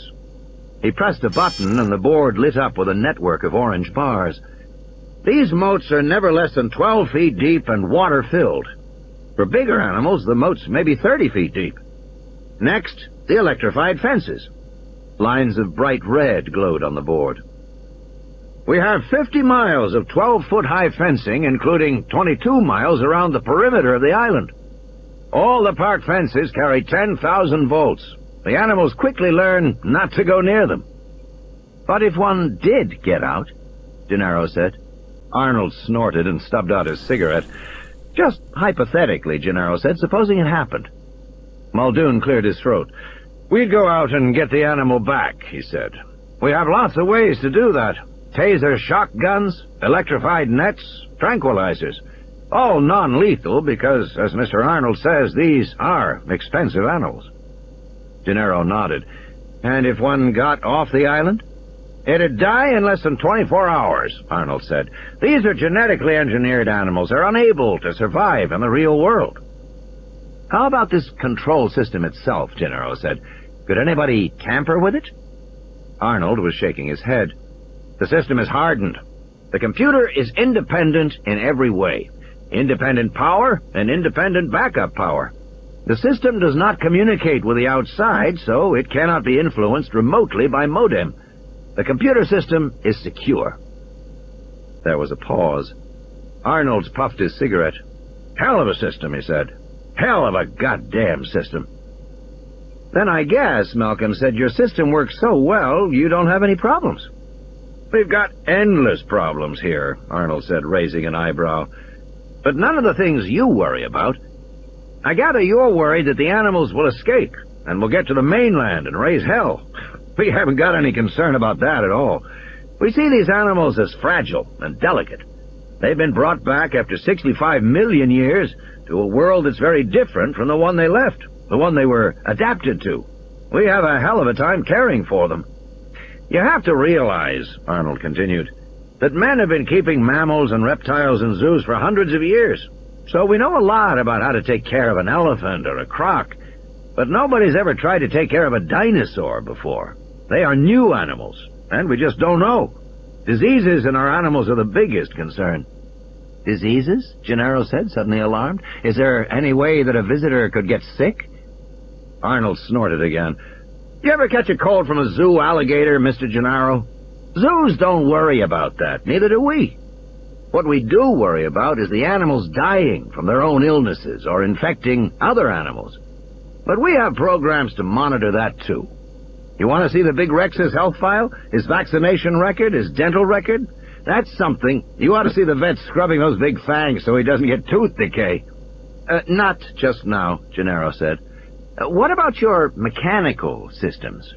You mean the rides? Arnold said. Grant looked up sharply. Rides?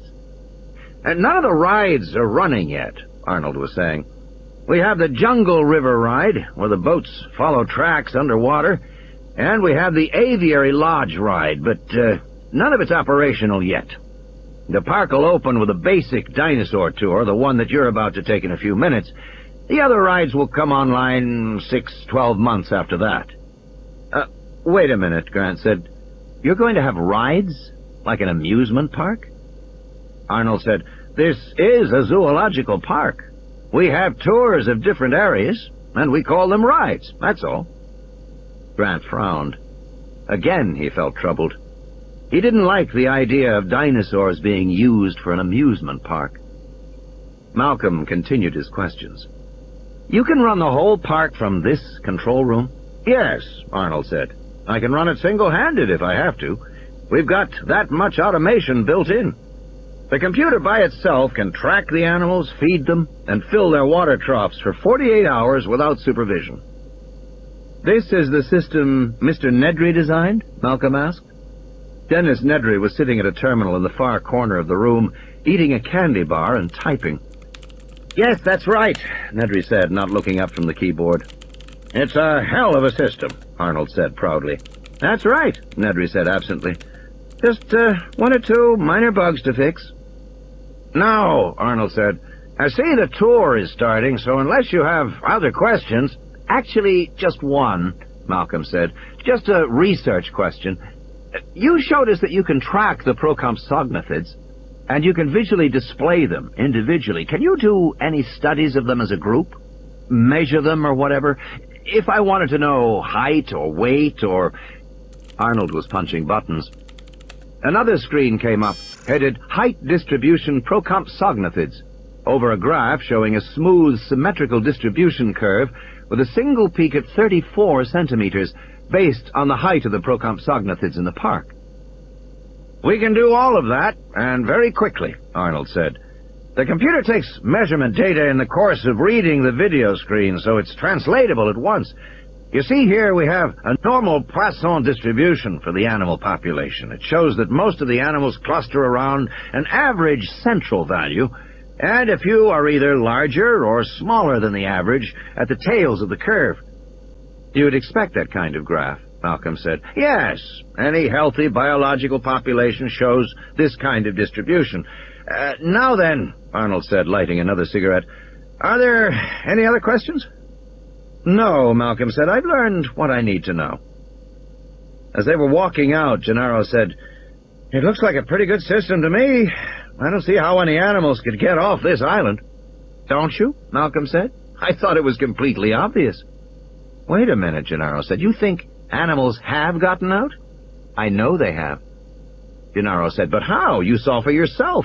They can count all the animals. They can look at all the animals. They know where all the animals are at all times. How can one possibly escape? Malcolm smiled. It's quite obvious, he said. It's just a matter of your assumptions. Your assumptions? Gennaro repeated, frowning. Yes, Malcolm said. Look here. The basic event that has occurred in Jurassic Park is that the scientists and technicians have tried to make a new, complete biological world. And the scientists in the control room expect to see a natural world. As in the graph they just showed us. Even though a moment's thought reveals that nice, normal distribution is terribly worrisome on this island. It is? Yes. Based on what Dr. Wu told us earlier, one should never see a population graph like that. Why not? Gennaro said. Because that is a graph for a normal biological population, which is precisely what Jurassic Park is not. Jurassic Park is not the real world. It is intended to be a controlled world that only imitates the natural world. In that sense, it's a true park, rather like a Japanese formal garden, nature manipulated to be more natural than the real thing, if you will. I'm afraid you've lost me, Gennaro said, looking annoyed. I'm sure the tour will make everything clear, Malcolm said. The tour. This way, everybody, this way, Ed Regis said. By his side, a woman was passing out pith helmets with Jurassic Park labeled on the headband. A line of Toyota Land Cruisers came out of an underground garage beneath the visitor center, each car pulled up driverless and silent. 2 black men in safari uniforms were opening the doors for passengers. 2 to 4 passengers to a car, please. 2 to 4 passengers to a car, a recorded voice was saying. Children under 10 must be accompanied by an adult. 2 to 4 passengers to a car, please. Tim watched as Grant, Sattler, and Malcolm got into the first Land Cruiser with a lawyer, Gennaro. Tim looked over at Lex, who was standing, pounding her fist into her glove. Tim pointed to the first car and said, Can I go with them? I'm afraid they have some things to discuss, Ed Regis said. Technical things. I'm interested in technical things, Tim said.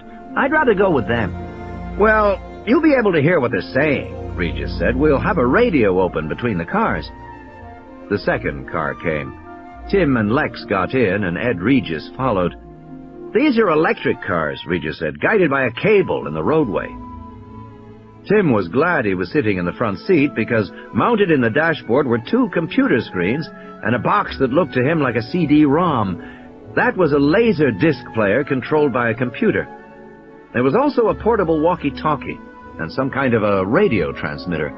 There were 2 antennas on the roof and some odd goggles in the map pocket. The black men shut the doors of the Land Cruiser. The car started off with an electric hum. Up ahead, the 3 scientists and Gennaro were talking and pointing, clearly excited. Ed Regis said, "Let's hear what they're saying." An intercom clicked. "I don't know what the hell you think you're doing here," Gennaro said over the intercom. He sounded very angry. "I know quite well why I'm here," Malcolm said. "You're here to advise me, not play goddamn mind games. I've got 5% of this company and a responsibility to make sure that Hammond has done his job responsibly. Now you goddamn come here."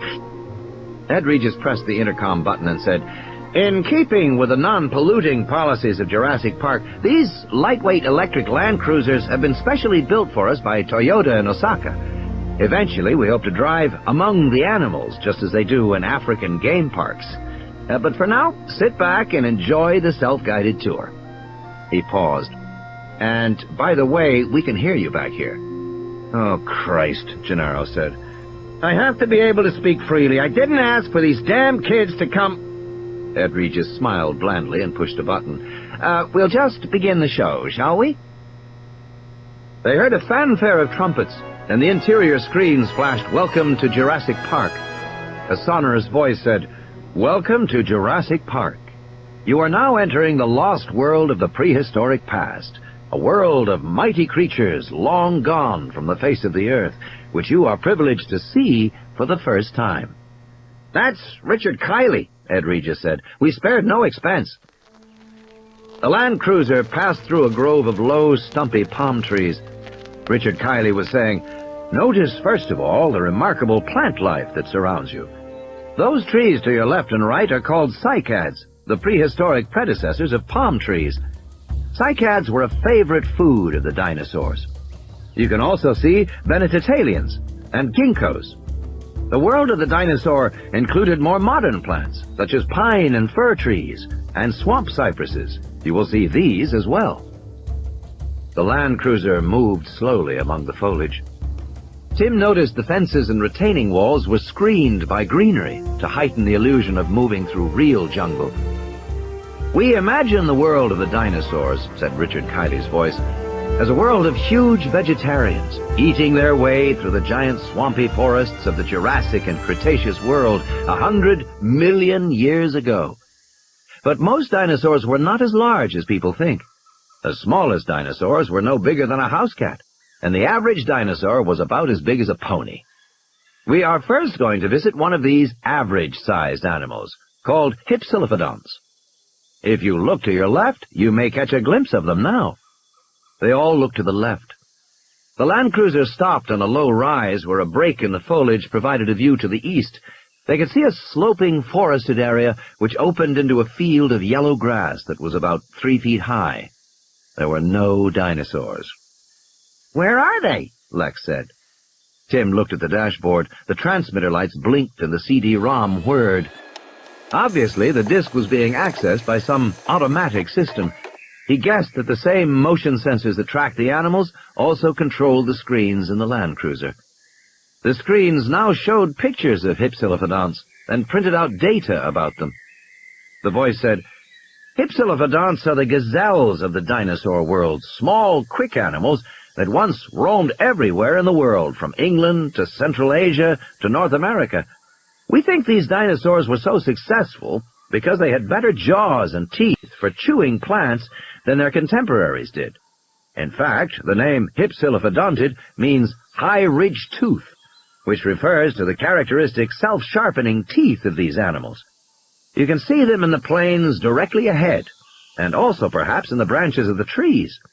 "In the trees?" Lex said. "Dinosaurs in the trees?" Tim was scanning with binoculars, too. "To the right," he said, "halfway up that big green trunk."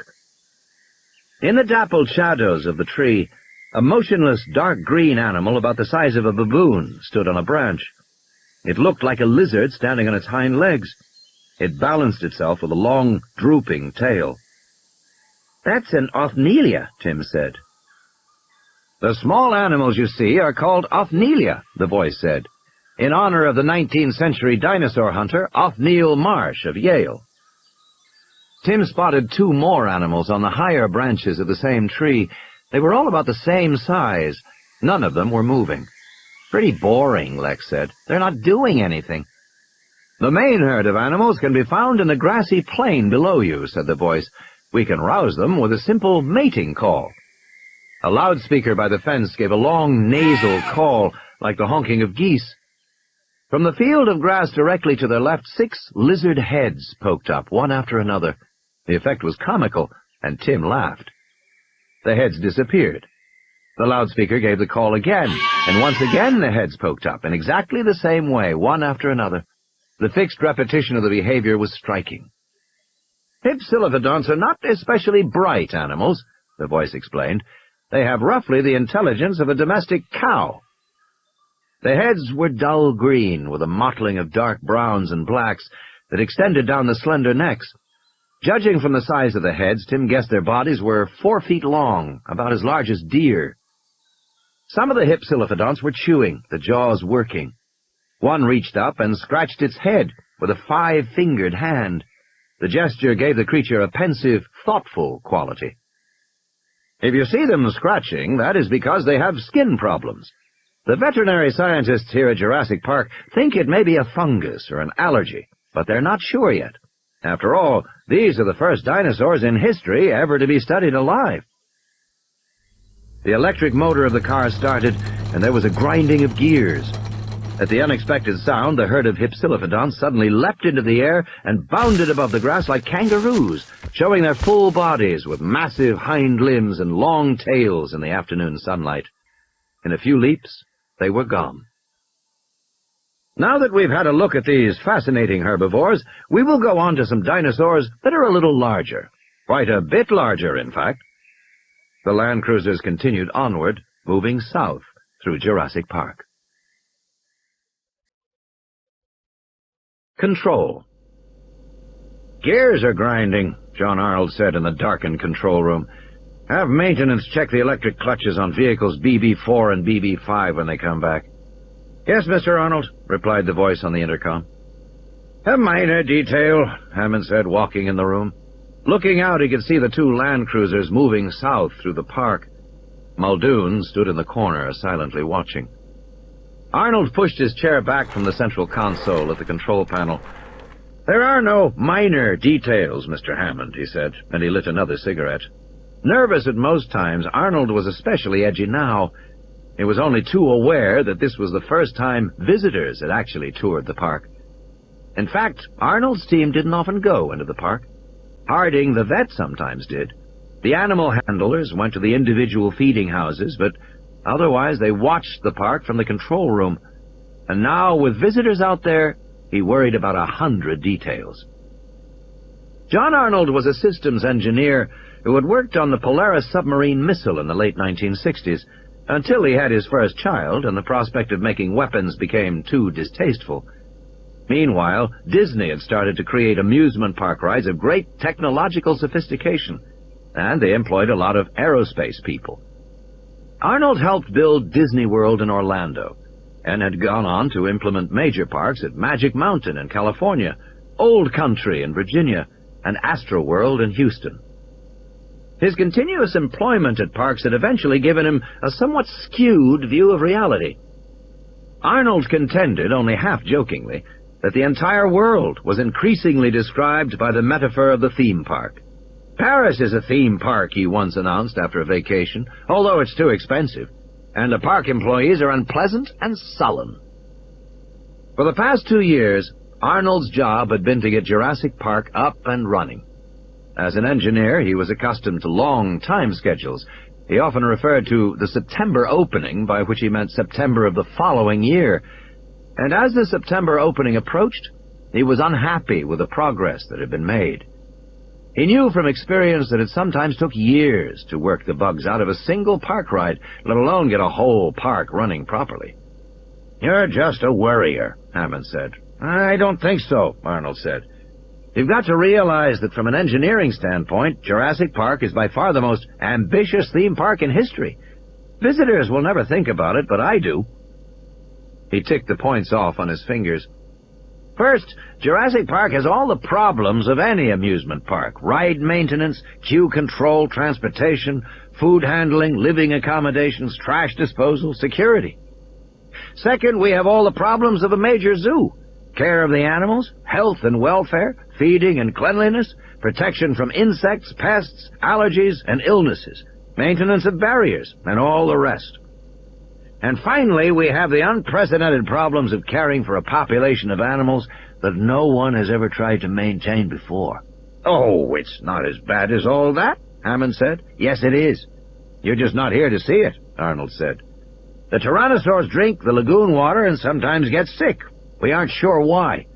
The Triceratops females kill each other in fights for dominance and have to be separated into groups smaller than 6.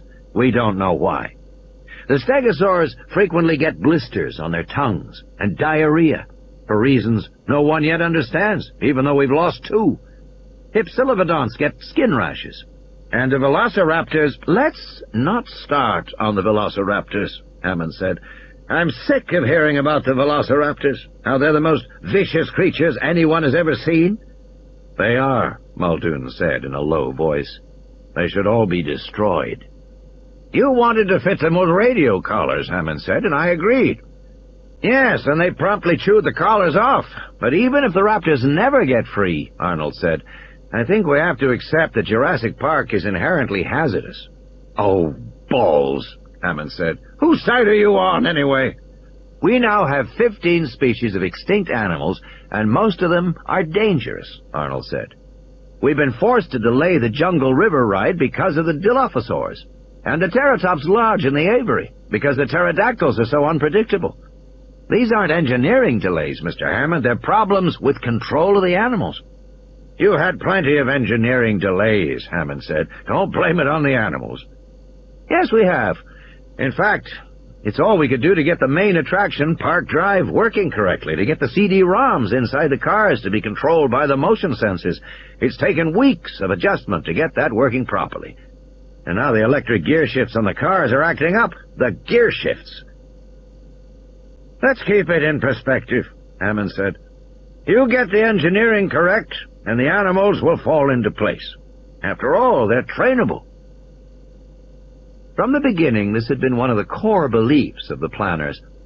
The animals, however exotic, would fundamentally behave like animals in zoos anywhere. They would learn the regularities of their care, and they would respond. Meanwhile, how's the computer? Hammond said.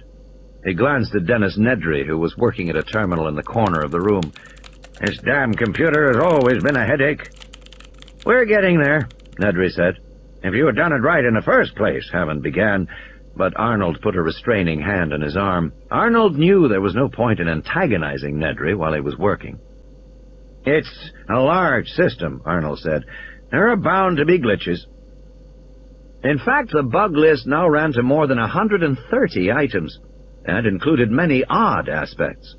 For example, the animal feeding program reset itself every 12 hours, not every 24 hours, and would not record feedings on Sundays. As a result, the staff could not accurately measure how much the animals were eating.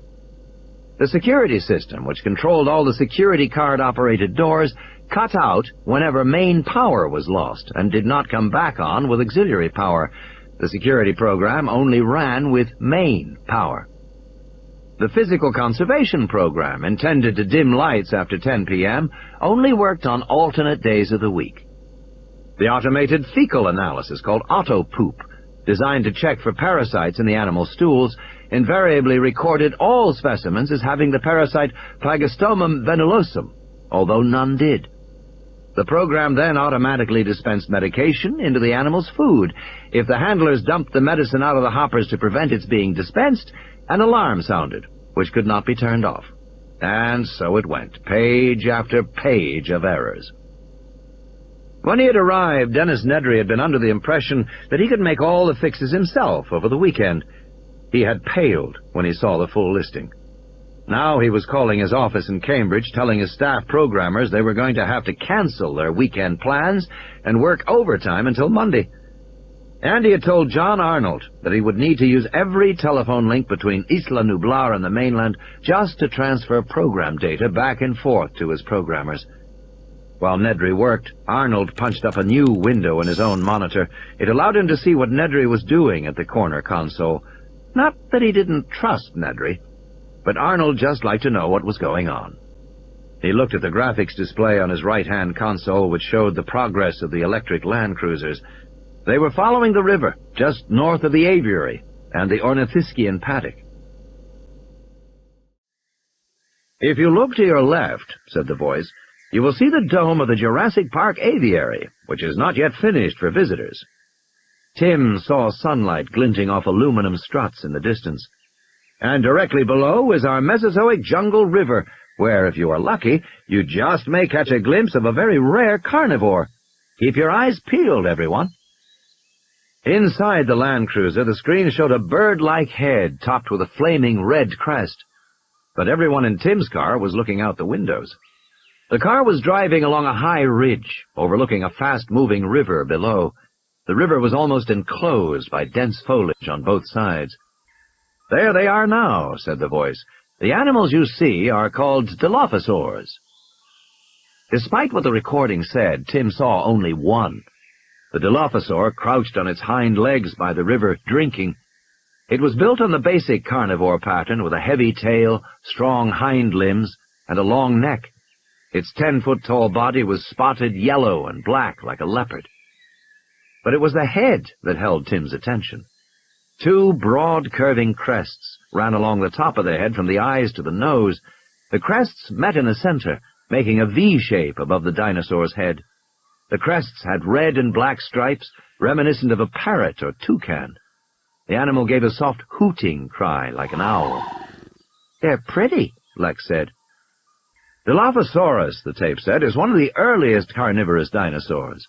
Scientists thought their jaw muscles were too weak to kill prey, and imagined they were primarily scavengers, but now we know they are poisonous." "Hey," Tim grinned, "all right." Again, the distinctive hooting call of the Dilophosaur drifted across the afternoon air toward them. Lex shifted uneasily in her seat. "Are they really poisonous, Mr. Regis?" "Don't worry about it," Ed Regis said. "But are they?" "Well, yes, Lex. Along with such living reptiles as Gila monsters and rattlesnakes, Dilophosaurus secretes a hematotoxin from glands in its mouth. Unconsciousness follows within minutes of a bite. The dinosaur will then finish the victim off at its leisure, making Dilophosaurus a beautiful but deadly addition to the animals you see here at Jurassic Park." The Land Cruiser turned a corner, leaving the river behind. Tim looked back, hoping for a last glimpse of the Dilophosaur. This was amazing. Poisonous dinosaurs. He wished he could stop the car, but everything was automatic. He bet Dr. Grant wanted to stop the car, too. "If you look on the bluff to the right, you'll see Les Gigantes, the site of our superb 3-star dining room. Chef Alain Richard hails from the world-famous Le Beaumanière in France. Make your reservations by dialing 4 from your hotel rooms." Tim looked up on the bluff and saw nothing. Not for a while, though," Ed Regis said. "The restaurant won't even start construction until November." Continuing on our prehistoric safari, we come next to the herbivores of the Ornithischian group. If you look to your right, you can probably see them now. Tim saw two animals standing motionless in the shade of a large tree. Triceratops, the size and gray color of an elephant, with the truculent stance of a rhino. The horns above each eye curved 5 feet into the air, looking almost like inverted elephant tusks. A third rhino-like horn was located near the nose. "Unlike other dinosaurs," the voice said, "Triceratops serratus can't see well. They're nearsighted like the rhinos of today, and they tend to be surprised by moving objects. They'd charge our car if they were close enough to see it. But relax, folks. We're safe enough here." Triceratops have a fan-shaped crest behind their heads. It's made of solid bone, and it's very strong. These animals weigh about 7 tons each. Despite their appearance, they are actually quite docile. They know their handlers, and they'll allow themselves to be petted. They particularly like to be scratched in the hindquarters. "Why don't they move?" Lex said. She rolled down her window. "Hey, stupid dinosaur, move!" "Don't bother the animals, Lex," Ed Regis said. "Why, it's stupid. They just sit there like a picture in a book," Lex said. The voice was saying, "Easy-going monsters from a bygone world stand in sharp contrast to what we will see next. The most famous predator in the history of the world, the mighty tyrant lizard known as Tyrannosaurus Rex." "Good. Tyrannosaurus Rex," Tim said. "I hope he's better than these bozos," Lex said, turning away from the Triceratops. The land cruiser rumbled forward. Big Rex. The mighty tyrannosaurs arose late in dinosaur history. Dinosaurs ruled the Earth for 120 million years, but there were tyrannosaurs for only the last 15 million years of that period. The land cruisers had stopped at the rise of a hill. They overlooked a forested area sloping down to the edge of the lagoon. The sun was falling to the west, sinking into a misty horizon. The whole landscape of Jurassic Park was bathed in soft light, with lengthening shadows. The surface of the lagoon rippled in pink crescents. Farther south they saw the graceful necks of the apatosaurs standing at the water's edge, their bodies mirrored in the moving surface. It was quiet, except for the soft drone of cicadas. As they stared out at that landscape, it was possible to believe that they had really been transported millions of years back in time to a vanished world. "It works, doesn't it?" they heard Ed Regis say over the intercom. "I like to come here sometimes in the evening and just sit." Grant was unimpressed. "Where is T-Rex?" "Good question. You often see the little one down in the lagoon. The lagoon's stocked, so we have fish in there. The little one has learned to catch the fish. Interesting how he does it. He doesn't use his hands, but he ducks his whole head under the water like a bird." "The little one?" "The little T-Rex. He's a juvenile, 2 years old, and about a third grown now, stands 8 feet high, weighs 1.5 tons. The other one's a full-grown tyrannosaur, but I don't see him at the moment." "Maybe he's down hunting the apatosaurs," Grant said. Regis laughed, his voice tinny over the radio. "He would if he could, believe me. Sometimes he stands by the lagoon and stares at those animals and wiggles those little forearms of his in frustration. But the T-Rex territory is completely enclosed with trenches and fences. They're disguised from view, but believe me, he can't go anywhere." "Then where is he?" "Hiding," Regis said. "He's a little shy." "Shy?" Malcolm said. "Tyrannosaurus Rex is shy?" "Well, he conceals himself as a general rule. You almost never see him out in the open, especially in daylight."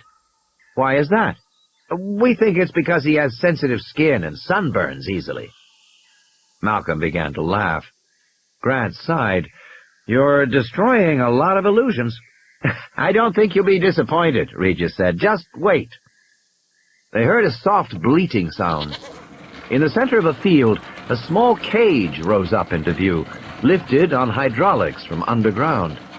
The cage bars slid down, and the goat remained tethered in the center of the field, bleating plaintively. "Any minute now," Regis said again. They stared out the window. "Look at them," Hammond said, watching the control room monitor. "Leaning out of the window so eager, they can't wait to see it. They have come for the danger." "That's what I'm afraid of," Muldoon said. He twirled the keys on his finger and watched the land cruisers tensely. This was the first time that visitors had toured Jurassic Park, and Muldoon shared Arnold's apprehension.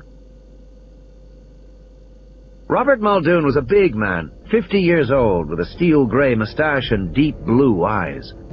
Raised in Kenya, he had spent most of his life as a guide for African big-game hunters, as had his father before him.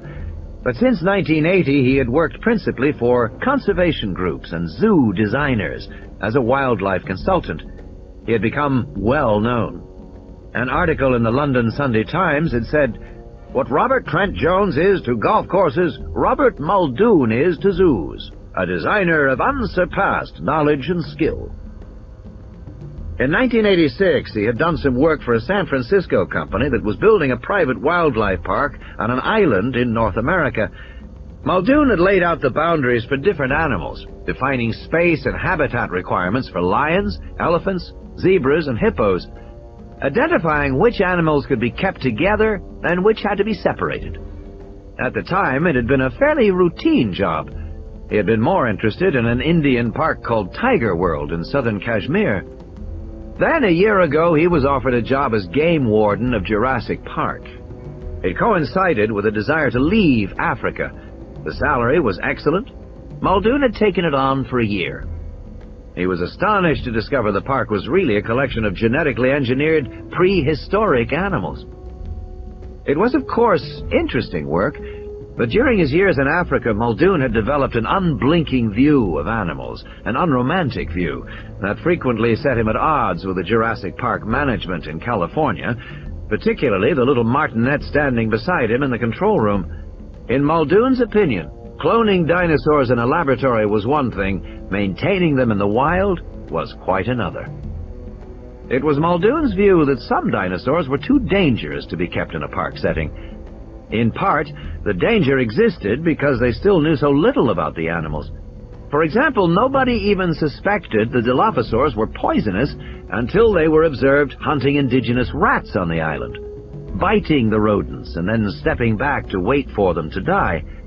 And even then, nobody suspected the Dilophosaurs could spit until one of the handlers was almost blinded by spitting venom. After that, Hammond had agreed to study Dilophosaur venom, which was found to contain 7 different toxic enzymes. It was also discovered that the Dilophosaurs could spit a distance of 50 feet. Since this raised the possibility that a guest in a car might be blinded, management decided to remove the poison sacs. The vets had tried twice on 2 different animals without success. No one knew where the poison was being secreted, and no one would ever know until an autopsy was performed on a Dilophosaur and management would not allow one to be killed. Muldoon worried even more about the velociraptors. They were instinctive hunters, and they never passed up prey. They killed even when they weren't hungry. They killed for the pleasure of killing. They were swift, strong runners and astonishing jumpers. They had lethal claws on all 4 limbs. One swipe of a forearm would disembowel a man, spilling his guts out. And they had powerful tearing jaws that ripped flesh instead of biting it.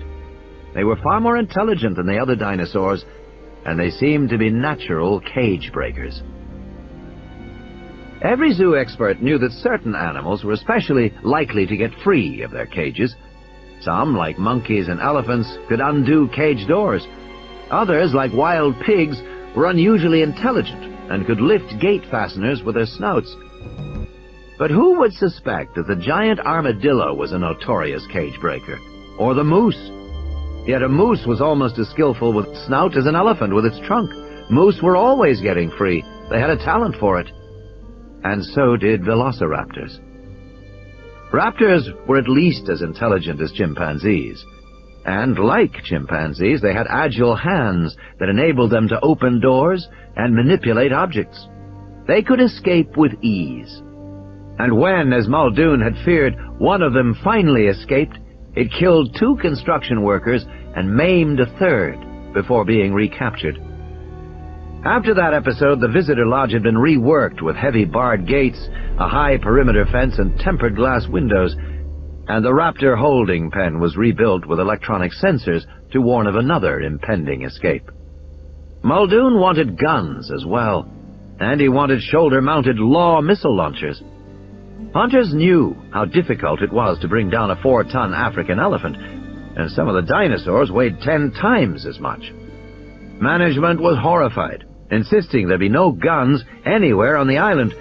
When Muldoon threatened to quit and to take his story to the press, a compromise was reached. In the end, 2 specially built laser-guided missile launchers were kept in a locked room in the basement. Only Muldoon had keys to the room. Those were the keys Muldoon was twirling now. "I'm going downstairs," he said. Arnold, watching the control screens, nodded. The two land cruisers sat at the top of the hill, waiting for the T-Rex to appear. "Hey," Dennis Nedry called from the far console. "As long as you're up, give me a Coke, okay?" Grant waited in the car, watching quietly. The bleating of the goat became louder, more insistent. The goat tugged frantically at its tether, racing back and forth. Over the radio, Grant heard Lex say in alarm, "What's going to happen to the goat? Is she going to eat the goat?" "I think so," someone said to her, and then Ellie turned the radio down. Then they smelled the odor, a garbage stench of putrefaction and decay that drifted up the hillside toward them. Grant whispered, "He's here." "She," Malcolm said.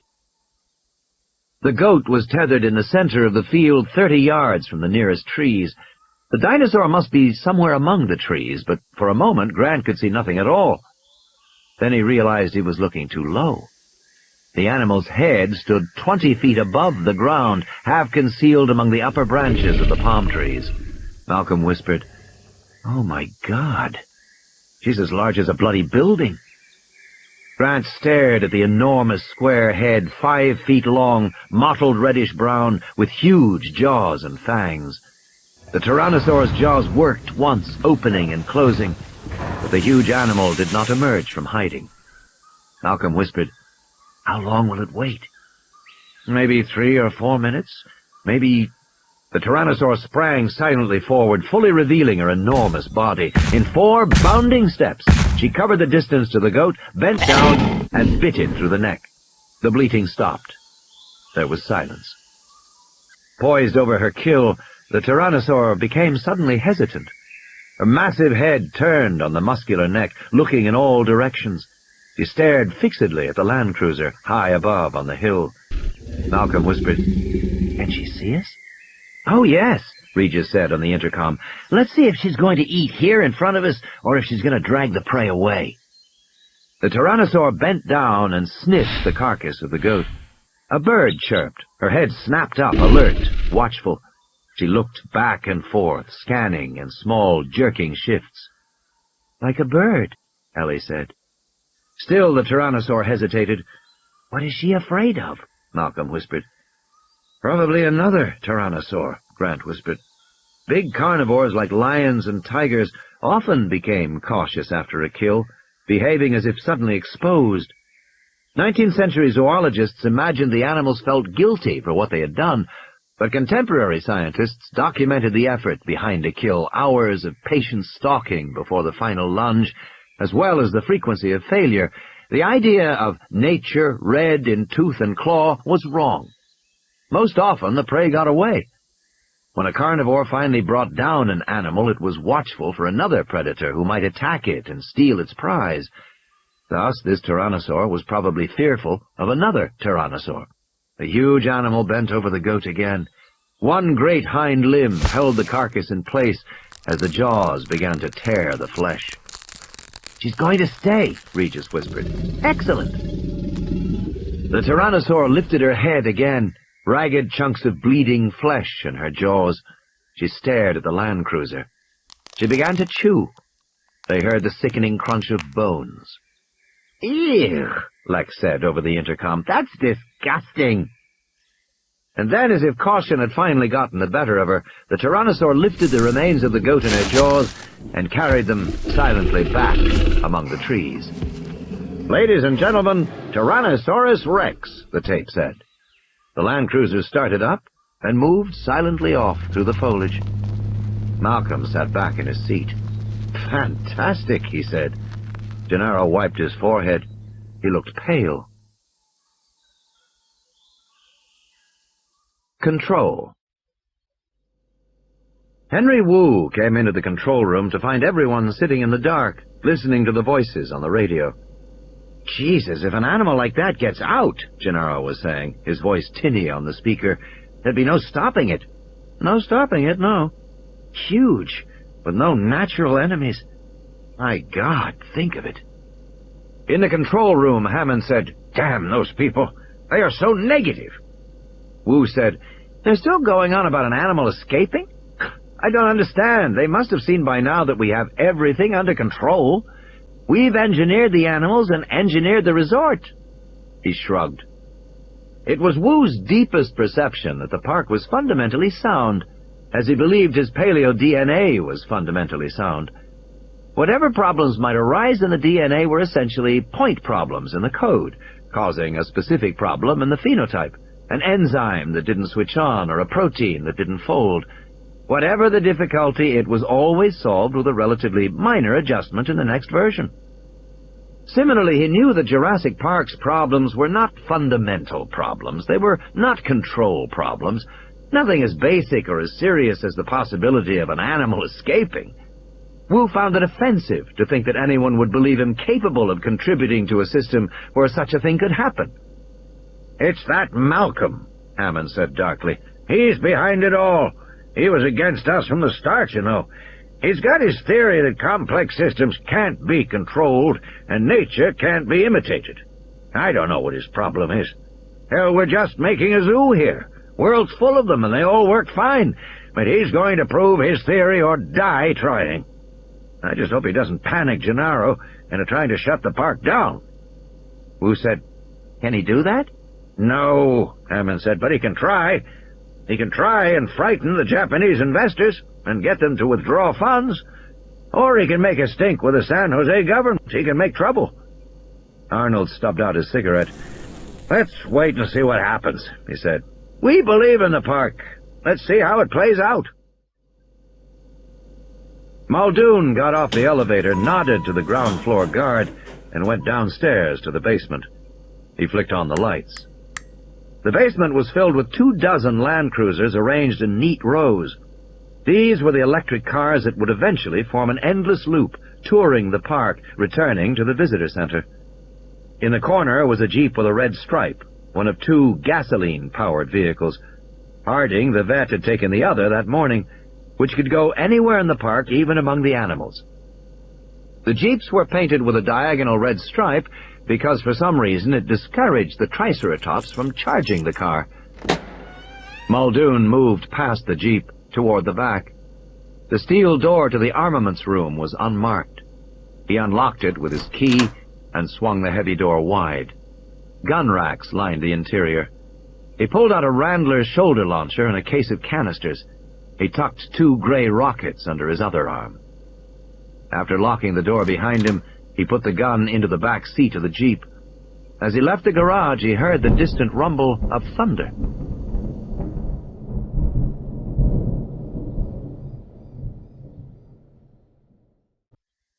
"Looks like rain," Ed Regis said, glancing up at the sky. The Land Cruisers had stopped again near the sauropod swamp.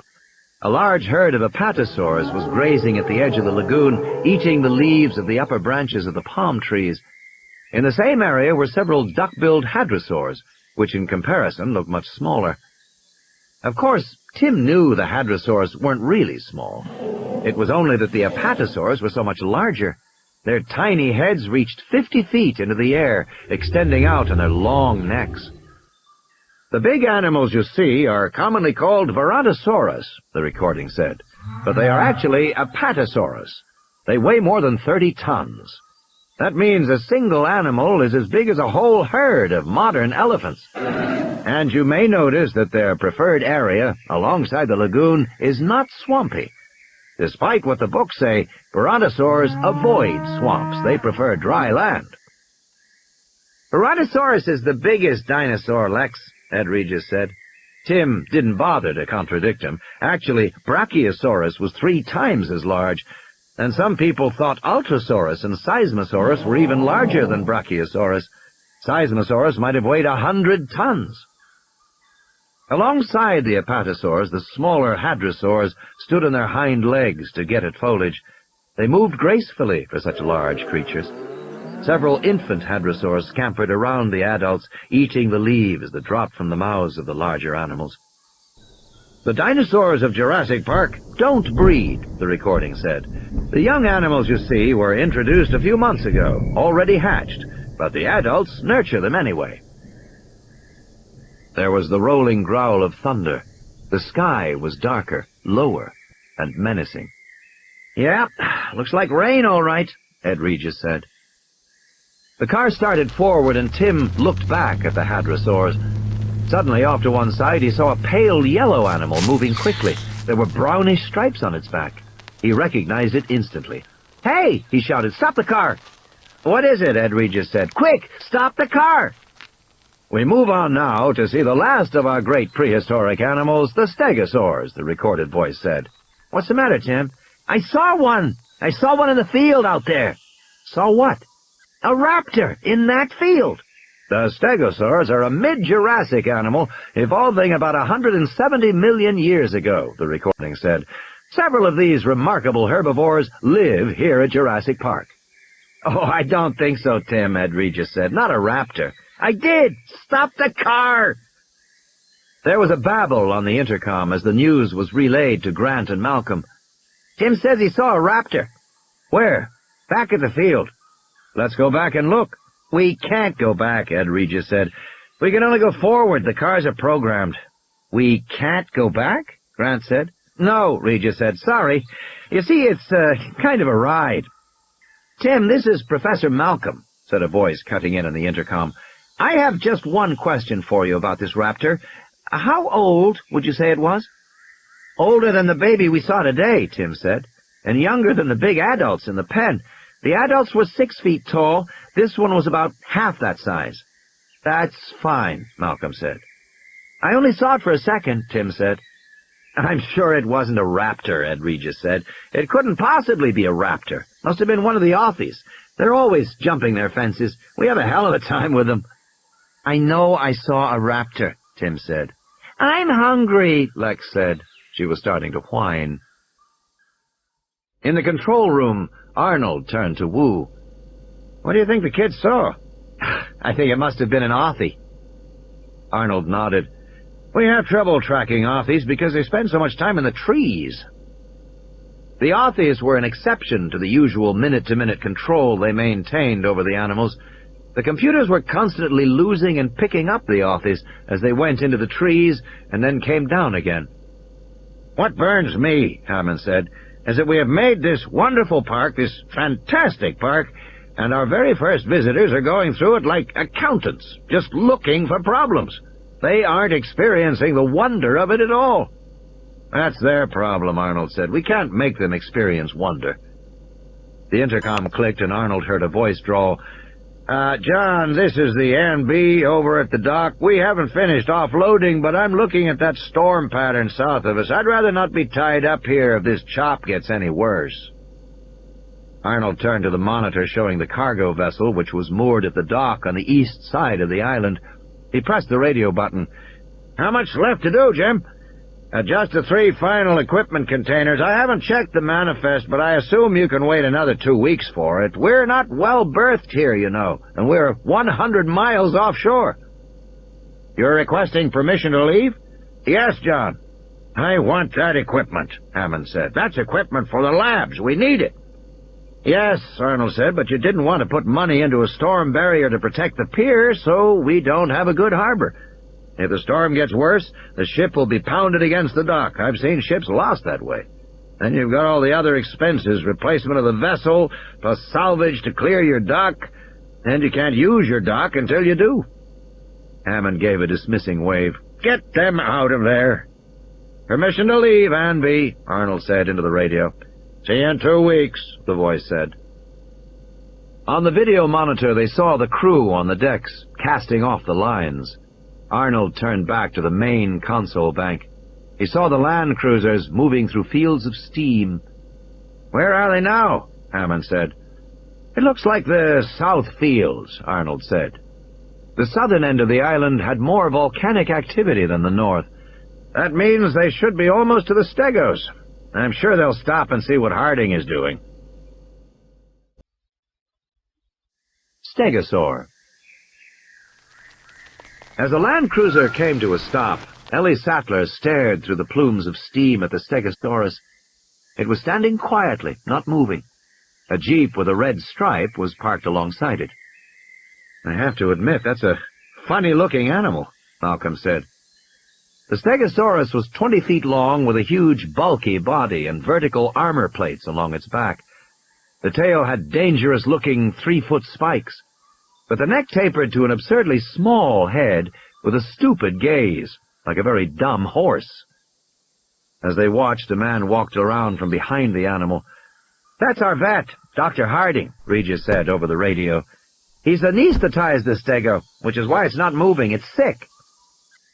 Grant was already getting out of the car, hurrying toward the motionless stegosaur. Ellie got out and looked back as the second Land Cruiser pulled up and the two kids jumped out. "What's he sick with?" Tim said. "They're not sure," Ellie said. The great leathery plates along the stegosaur's spine drooped slightly. It breathed slowly, laboriously, making a wet sound with each breath. "Is it contagious?" Lex said. They walked toward the tiny head of the animal, where Grant and the vet were on their knees, peering into the stegosaur's mouth. Lex wrinkled her nose. "This thing sure is big," she said, "and smelly." "Yes, it is." Ellie had already noticed the stegosaur had a peculiar odor, like rotting fish. It reminded her of something she knew, but couldn't quite place. In any case, she had never smelled a stegosaur before. Maybe this was its characteristic odor. But she had her doubts. Most herbivores did not have a strong smell, nor did their droppings. It was reserved for the meat-eaters to develop a real stink. "Is that because it's sick?" Lex asked. "Maybe. And don't forget the vet's tranquilized it." "Ellie, have a look at this tongue," Grant said. The dark purple tongue drooped limply from the animal's mouth. The vet shone a light on it so she could see the very fine silvery blisters. "Microvesicles," Ellie said. "Interesting." "We've had a difficult time with these stegos," the vet said. "They're always getting sick." "What are the symptoms?" Ellie asked.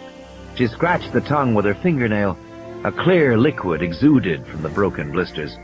"Ugh," Lex said. "Imbalance, disorientation, labored breathing, and massive diarrhea," Harding said.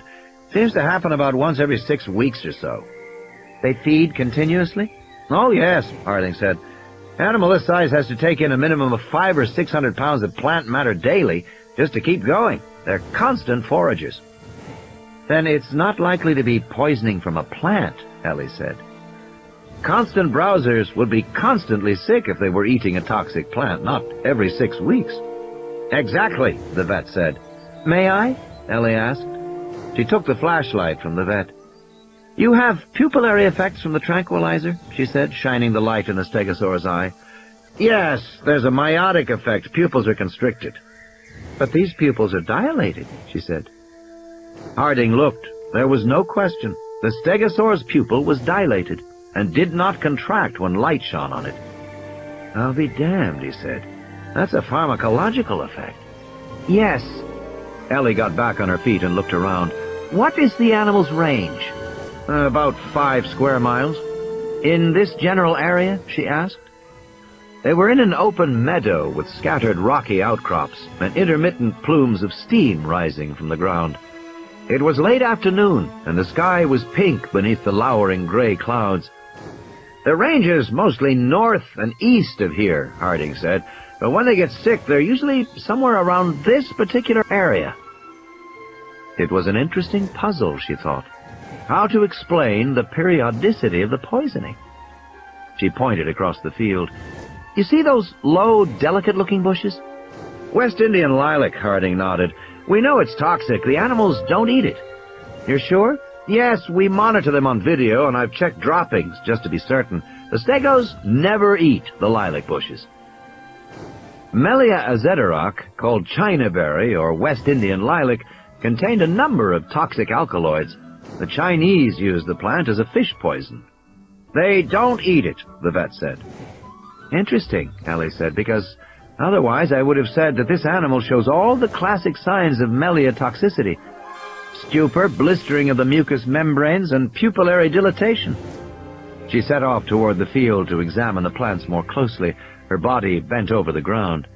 "You're right," she said. "Plants are healthy, no sign of being eaten, none at all."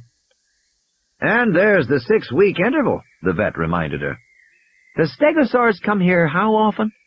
"About once a week," he said. "Stegos make a slow loop through their home range territory, feeding as they go. They complete the loop in about a week." "But they're only sick once every 6 weeks." "Correct," Harding said. "This is boring," Lex said. "Shh," Tim said. "Dr. Sattler's trying to think." Unsuccessfully, Ellie said, walking farther out into the field. Behind her, she heard Lex saying, "Anybody want to play a little pickle?" Ellie stared at the ground. The field was rocky in many places. She could hear the sound of the surf somewhere to the left. There were berries among the rocks. Perhaps the animals were just eating berries, but that didn't make sense. West Indian lilac berries were terribly bitter. "Finding anything?" Grant said, coming up to join her. Ellie sighed. "Just rocks," she said. "We must be near the beach, because all these rocks are smooth, and they're in funny little piles." "Funny little piles?" Grant said. "All over. There's one pile right there." She pointed. As soon as she did, she realized what she was looking at. The rocks were worn, but it had nothing to do with the ocean. These rocks were piled in small piles, almost as if they had been thrown down that way. They were piles of gizzard stones. Many birds and crocodiles swallowed small stones, which collected in a muscular pouch in the digestive tract called the gizzard. Squeezed by the muscles of the gizzard, the stones helped crush tough plant food before it reached the stomach, and thus aided digestion. Some scientists thought dinosaurs also had gizzard stones. For one thing, dinosaur teeth were too small and too little worn to have been used for chewing food. It was presumed that dinosaurs swallowed their food whole and let the gizzard stones break down the plant fibers. And some skeletons had been found with an associated pile of small stones in the abdominal area, but it had never been verified, and gizzard stones, Grant said. "I think so, yes. They swallow these stones, and after a few weeks the stones are worn smooth. So they regurgitate them, leaving this little pile, and swallow fresh stones. And when they do, they swallow berries as well and get sick." "I'll be damned," Grant said. "I'm sure you're right." He looked at the pile of stones, brushing through them with his hand, following the instinct of a paleontologist. Then he stopped. "Ellie," he said, "take a look at this."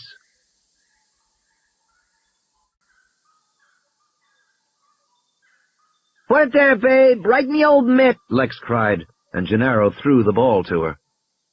She threw it back so hard that his hands stung. "Take it easy. I don't have a glove." "You wimp," she said contemptuously. Annoyed, he fired the ball at her and heard it smack in the leather. "Now that's more like it," she said. Standing by the dinosaur, Gennaro continued to play catch as he talked to Malcolm. "How does this sick dinosaur fit into your theory?" "It's predicted," Malcolm said. Gennaro shook his head. "Is anything not predicted by your theory?" "Look," Malcolm said, "it's nothing to do with me. It's chaos theory. But I notice nobody is willing to listen to the consequences of the mathematics because they imply very large consequences for human life. Much larger than Heisenberg's principle or Gödel's theorem, which everybody rattles on about. Those are actually rather academic considerations, philosophical considerations. But chaos theory concerns everyday life. Do you know why computers were first built?" "No," Gennaro said. "Burn it in there!" Lex yelled. Computers were built in the late 1940s because mathematicians like John von Neumann thought that if you had a computer, a machine to handle a lot of variables simultaneously, you would be able to predict the weather. Weather would finally fall to human understanding, and men believed that dream for the next 40 years.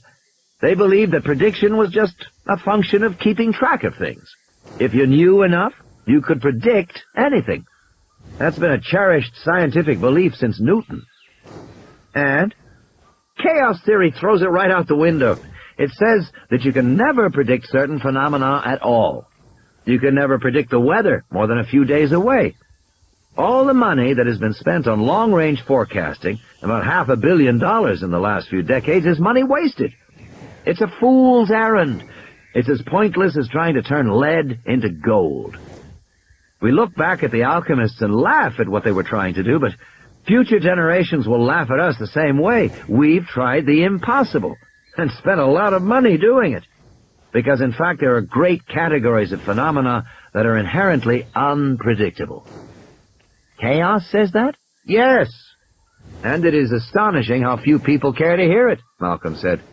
I gave all this information to Hammond long before he broke ground on this place. You're going to engineer a bunch of prehistoric animals and set them on an island? Fine. A lovely dream. Charming. But it won't go as planned. It is inherently unpredictable. Just as the weather is. You told him this? Gennaro said. Yes. I also told him where the deviations would occur. Obviously, the fitness of the animals to the environment was one area. This stegosaur is 100 million years old. It isn't adapted to our world.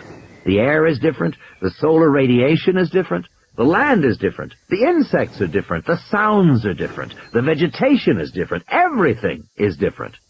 The oxygen content is decreased.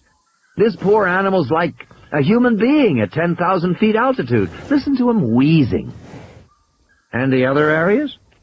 Broadly speaking, the ability of the park to control the spread of life forms, because the history of evolution is that life escapes all barriers. Life breaks free. Life expands to new territories. Painfully, perhaps even dangerously, but life finds a way. Malcolm shook his head. I don't mean to be philosophical, but there it is. Gennaro looked over. Ellie and Grant were across the field, waving their arms and shouting. Did you get my Coke? Dennis Nedry asked as Muldoon came back into the control room. Muldoon didn't bother to answer. He went directly to the monitor and looked at what was happening. Over the radio, we heard Harding's voice saying, Estego, finally, handle on now. What's that about? Muldoon said. They're down by the South Point, Arnold said. That's why they're breaking up a little. I'll switch them to another channel. But, they found out what's wrong with the Stegos. Eating some kind of berry. Hammond nodded. I knew we'd solve that sooner or later, he said. It's not very impressive, Gennaro said. He held the white fragment, no larger than a postage stamp, up on his fingertip in the fading light. You sure about this, Alan? Absolutely sure, Grant said. What gives it away is the patterning on the interior surface, the interior curve. Turn it over and you will notice a faint pattern of raised lines, making roughly triangular shapes. Yes, I see them. Well, I've dug out 2 eggs with patterns like that at my site in Montana. You're saying this is a piece of dinosaur eggshell? Absolutely, Grant said. Harding shook his head. These dinosaurs can't breathe. Evidently they can, Gennaro said. That must be a bird egg, Harding said. We have literally dozens of species on the island. Grant shook his head. Look at the curvature. The shell is almost flat. That's from a very big egg. And notice the thickness of the shell. Unless you have ostriches on this island, it's a dinosaur egg. But they can't possibly breed, Harding insisted. All the animals are female. All I know, Grant said, is that this is a dinosaur egg. Malcolm said, Can you tell the species? Yes, Grant said. It's a velociraptor egg. Control. Absolutely absurd, Hammond said in the control room, listening to the report over the radio. It must be a bird egg. That's all it can be. The radio crackled. He heard Malcolm's voice. Let's do a little test, shall we? Ask Mr. Arnold to run one of his computer tallies. Now? Yes, right now. I understand you can transmit it to the screen in Dr. Harding's car. Do that too, will you? No problem, Arnold said. A moment later, the screen in the control room printed out the same list as before of the total animal numbers in the park. There was no change in the figures. I hope you're satisfied, Hammond said. Are you receiving it down there on your screen? We see it, Malcolm said. Everything accounted for, as always. He couldn't keep the satisfaction out of his voice. Now then, Malcolm said, can you have the computer search for a different number of animals? Like what? Arnold said. Try 239. Just a minute, Arnold said, frowning. A moment later, the screen printed the list again. Above the list, the total number of animals was now given as 239. At the bottom of the list, the totals now read, expected animals 238, found animals 239. The list itself was unchanged, except for the number of found procompsognathids. Hammond sat forward. "What the hell is that?" "We picked up another copy." "From where?" "I don't know." The radio crackled. "Now then, can you ask the computer to search for, let us say, 300 animals?" "What is he talking about?" Hammond said, his voice rising. 300 animals? What's he talking about?" "Just a minute," Arnold said. "That'll take a few minutes." He pushed buttons on the screen. The first line of the totals appeared. Total animals, 239. "I don't understand what he's driving at," Hammond said. "I'm afraid I do," Arnold said. He watched the screen. The numbers on the first line were clicking. Total animals, 244. 244? Hammond said. "What's going on?" "The computer is counting the animals in the park," Wu said. "All the animals." "I thought that's what it always did." He spun. "Nedry, have you screwed up again?" "No," Nedry said, looking up from his console. "Computer allows the operator to enter an expected number of animals in order to make the counting process faster, but it's a convenience, not a flaw." "He's right," Arnold said. "We just always used the base count of 238 because we assumed there couldn't be more." Total animals, 262. "Wait a minute," Hammond said. "These animals can't breed. The computer must be counting field mice or something." "I think so too," Arnold said. "It's almost certainly an error in the visual tracking. But we'll know soon enough." Hammond turned to Wu. "They can't breed, can they?" "No," Wu said. Total animals, 270. "Where are they coming from?" Arnold said. "Damned if I know," Wu said. They watched the numbers climb. Total animals, 283. Over the radio they heard Gennaro say, "Holy shit, how much more?" On the screen there was a flashing error message. "Error, search parameters, 300 animals not found." "An error," Hammond said, nodding. "I thought so. I had the feeling all along there must be an error." But a moment later the screen printed, "Total animals 292. Tyrannosaurs expected 2, found 2, version 4.1. Maiasaurs expected 21, found 22, version unknown. Stegosaurs expected 4, found 4, version 3.9. Triceratops expected 8, found 8, version 3.1. Procompsognathids expected 49, found 65, version unknown. Othnielia expected 16, found 23, version unknown. Velociraptors expected 8, found 37, version unknown. Apatosaurs expected 17, found 17, version 3.1. Hadrosaurs expected 11, found 11, version 3.1. Dilophosaurs expected 7, found 7, version 4.3.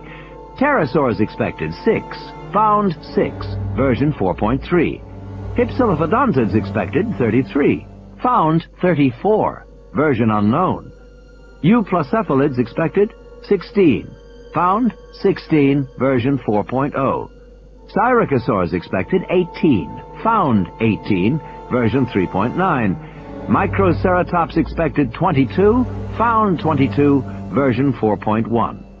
Total expected 238, total found 292. The radio crackled. "Now you see the flaw in your procedures," Malcolm said. "You only tracked the expected number of dinosaurs. You were worried about losing animals, and your procedures were designed to advise you instantly if you had less than the expected number, but that wasn't the problem.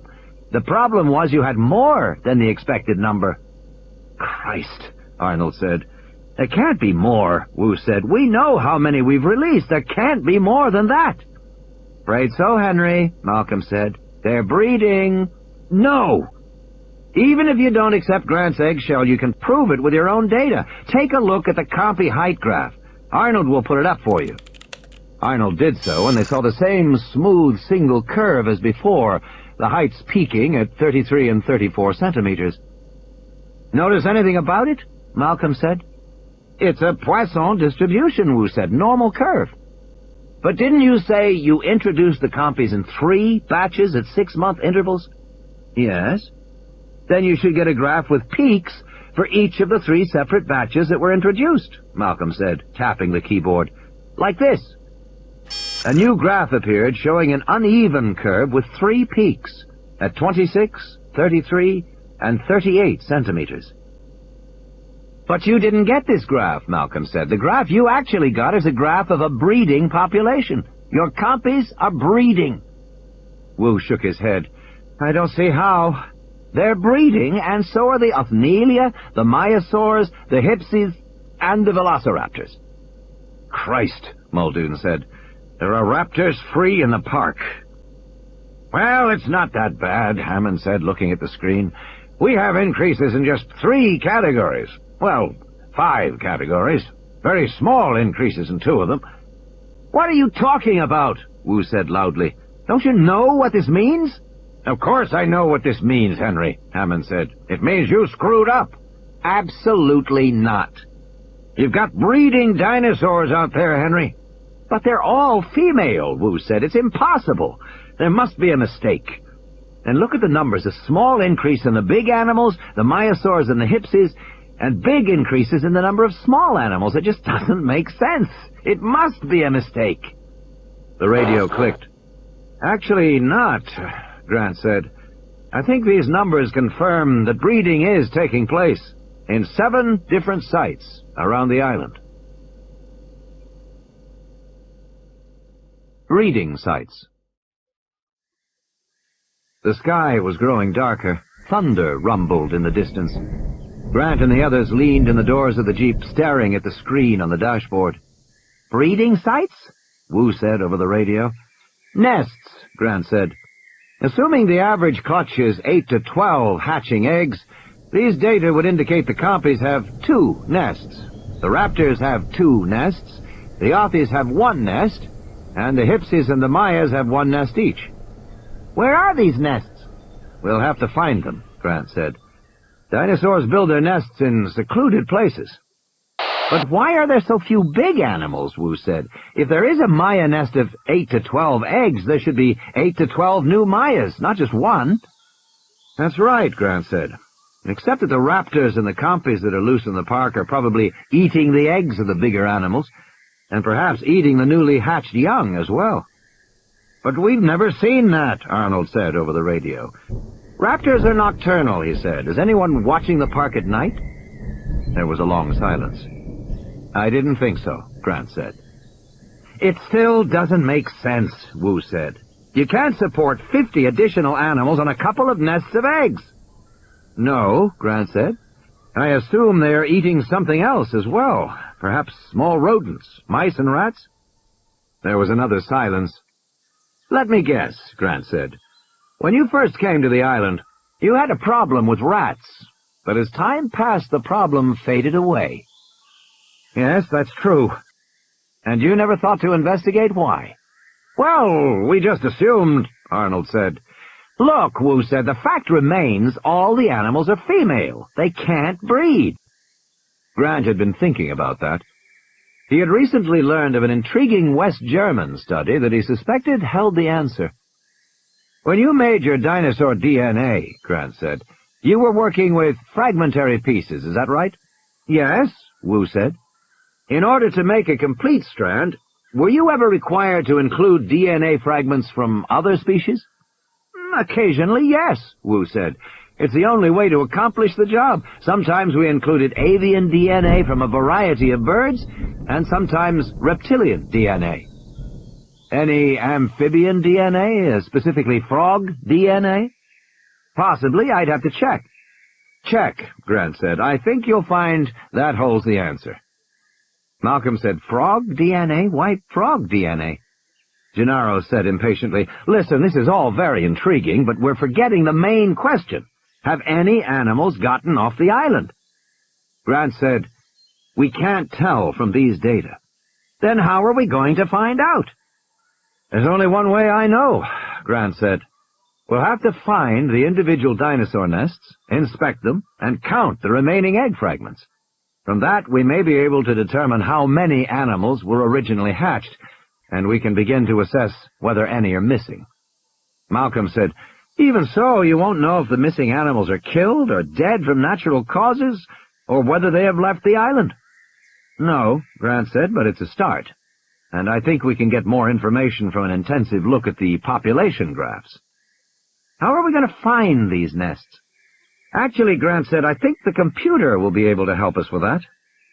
Can we go back now? Lex said. I'm hungry. Yes, let's go, Grant said, smiling at her. You've been very patient. You'll be able to eat in about 20 minutes, Ed Regis said, starting toward the two land cruisers. I'll stay for a while, Ellie said, and get photos of the stego with Dr. Harding's camera. Those vesicles in the mouth will have cleared up by tomorrow. I want to get back, Grant said. I'll go with the kids. I will too, Malcolm said. I think I'll stay, Gennaro said, and go back with Harding in his jeep, with Dr. Sattler. Fine, let's go. They started walking. Malcolm said, Why exactly is our lawyer staying? Grant shrugged. I think it might have something to do with Dr. Sattler. Really? The shorts, you think? It's happened before, Grant said. When they came to the land cruisers, Tim said, I want to ride in the front one this time with Dr. Grant. Malcolm said, Unfortunately, Dr. Grant and I need to talk. I'll just sit and listen. I won't say anything, Tim said. It's a private conversation, Malcolm said. Tell you what, Tim, Ed Regis said, let them sit in the rear car by themselves. We'll sit in the front car, and you can use the night vision goggles. Have you ever used night vision goggles, Tim? They're goggles with very sensitive CCDs that allow you to see in the dark. Neat, he said, and moved toward the first car. Hey, Lex said, I want to use it too. No, Tim said. No fair, no fair. You get to do everything, Timmy. Ed Regis watched them go and said to Grant, I can see what the ride back is going to be like.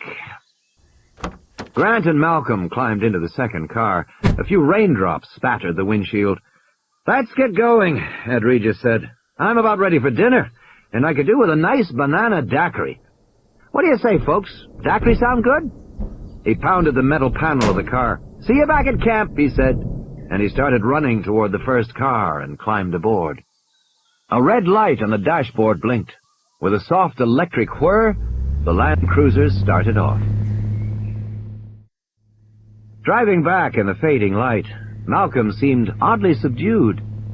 Grant said, You must feel vindicated about your theory. As a matter of fact, I'm feeling a bit of dread. I suspect we are at a very dangerous point. Why? Intuition. Do mathematicians believe in intuition? Absolutely, very important intuition. Actually, I was thinking of fractals, Malcolm said. Do you know about fractals? Grant shook his head. Not really, no. Fractals are a kind of geometry associated with a man named Mandelbrot. Unlike ordinary Euclidean geometry that everybody learns in school, squares and cubes and spheres, fractal geometry appears to describe real objects in the natural world. Mountains and clouds are fractal shapes. So fractals are probably related to reality, somehow. Well, Mandelbrot found a remarkable thing with his geometric tools. He found that things looked almost identical at different scales. At different scales? Grant said. For example, Malcolm said, a big mountain seen from far away has a certain rugged mountain shape. If you get closer and examine a small peak of the big mountain, it will have the same mountain shape. In fact, you can go all the way down the scale to a tiny speck of rock seen under a microscope. It will have the same basic fractal shape as the big mountain. I don't really see why this is worrying you, Grant said. He yawned. He smelled the sulfur fumes of the volcanic steam. They were coming now to the section of road that ran near the coastline, overlooking the beach and the ocean. It's a way of looking at things, Malcolm said. Mandelbrot found a sameness from the smallest to the largest, and this sameness of scale also occurs for events. Events? Consider cotton prices, Malcolm said. There are good records of cotton prices going back more than 100 years. When you study fluctuations in cotton prices, you find that the graph of price fluctuations in the course of a day looks basically like the graph for a week, which looks basically like the graph for a year or for 10 years. And that's how things are. A day is like a whole life. You start out doing one thing, but end up doing something else. Plan to run an errand, but never get there. And at the end of your life, your whole existence has that same haphazard quality, too. Your whole life has the same shape as a single day. I guess it's one way to look at things, Grant said. No, Malcolm said, it's the only way to look at things. At least the only way that is true to reality. You see, the fractal idea of sameness carries within it an aspect of recursion, a kind of doubling back on itself, which means that events are unpredictable, that they can change suddenly and without warning. Okay. But we have soothed ourselves into imagining sudden change as something that happens outside the normal order of things, an accident like a car crash, or beyond our control like a fatal illness. We do not conceive of sudden, radical, irrational change as built into the very fabric of existence, yet it is. And chaos theory teaches us, Malcolm said, that straight linearity, which we have come to take for granted in everything from physics to fiction, simply does not exist. Linearity is an artificial way of viewing the world. Real life isn't a series of interconnected events occurring one after another like beads strung on a necklace. Life is actually a series of encounters in which one event may change those that follow in a wholly unpredictable, even devastating way. Malcolm sat back in his seat, looking toward the other Land Cruiser a few yards ahead. That's a deep truth about the structure of our universe. But for some reason we insist on behaving as if it were not true. At that moment the cars jolted to a stop. What's happened? Grant said. Up ahead they saw the kids in the car pointing toward the ocean. Offshore, beneath lowering clouds, Grant saw the dark outline of the supply boat, making its way back toward Punta Arenas. Why have we stopped? Malcolm said. Grant turned on the radio and heard the girl saying excitedly, "Look there, Timmy! You see it? It's there!" Malcolm squinted at the boat. They talking about the boat? Apparently. Ed Regis climbed out of the front car and came running back to their window. "I'm sorry," he said, "but the kids are all worked up. Do you have binoculars here?" "For what?" "The little girl says she sees something on the boat, some kind of animal," Regis said. Grant grabbed the binoculars and rested his elbows on the window ledge of the Land Cruiser. He scanned the long shape of the supply ship. It was so dark it was almost a silhouette. As he watched, the ship's running lights came on, brilliant in the dark purple twilight. "Do you see anything?" Regis said. "No," Grant said. "They're low down," Lex said over the radio. "Look low down." Grant tilted the binoculars down, scanning the hull just above the waterline. The supply ship was broad-beamed with a splash flange that ran the length of the ship, but it was quite dark now, and he could hardly make out details. "No, nothing." "I can see them," Lex said impatiently. "Near the back. Look near the back." "How can she see anything in this light?" Malcolm said. "Kids can see," Grant said. "They've got visual acuity we forgot we ever had." He swung the binoculars toward the stern, moving them slowly, and suddenly he saw the animals. They were playing, darting among the silhouetted stern structures. He could see them only briefly, but even in the fading light he could tell that they were upright animals, about 2 feet tall, standing with stiff, balancing tails. "You see them now?" Lex said. "I see them," he said. "What are they?" "They're raptors," Grant said. "At least 2, maybe more. Juveniles." "Jesus," Ed Regis said. "That boat's going to the mainland." Malcolm shrugged. "Don't get excited. Just call the control room and tell them to recall the boat." Ed Regis reached in and grabbed the radio from the dashboard. They heard hissing static and clicks as he rapidly changed channels. "There's something wrong with this one," he said. "It's not working." He ran off to the first Land Cruiser. They saw him duck into it. Then he looked back at them. "There's something wrong with both the radios," he said. "I can't raise the control room." "Then let's get going," Grant said. In the control room, Muldoon stood before the big windows that overlooked the park. At 7 o'clock, the quartz floodlights came on all over the island, turning the landscape into a glowing jewel stretching away to the south. This was his favorite moment of the day. He heard the crackle of static from the radios. "The Land Cruisers have started again," Arnold said. "They're on their way home." But why did they stop? Hammond said. And why can't we talk to them? I don't know, Arnold said. Maybe they turned off the radios in the cars. Probably the storm, Muldoon said. Interference from the storm. They'll be here in 20 minutes, Hammond said. You better call down and make sure the dining room is ready for them. Those kids are going to be hungry. Arnold picked up the phone and heard a steady, monotonous hiss. What's this? What's going on?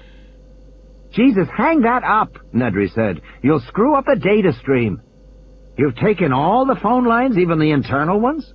I've taken all the lines that communicate outside, Nedry said, but your internal line should still work. Arnold punched console buttons one after another. He heard nothing but hissing on all the lines. Looks like you've got them all. Sorry about that, Nedry said. I'll clear a couple for you at the end of the next transmission, in about 15 minutes. He yawned. Looks like a long weekend for me.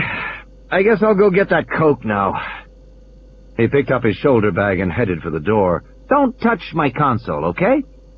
The door closed. What a slob, Hammond said. Yeah, Arnold said, but I guess he knows what he's doing.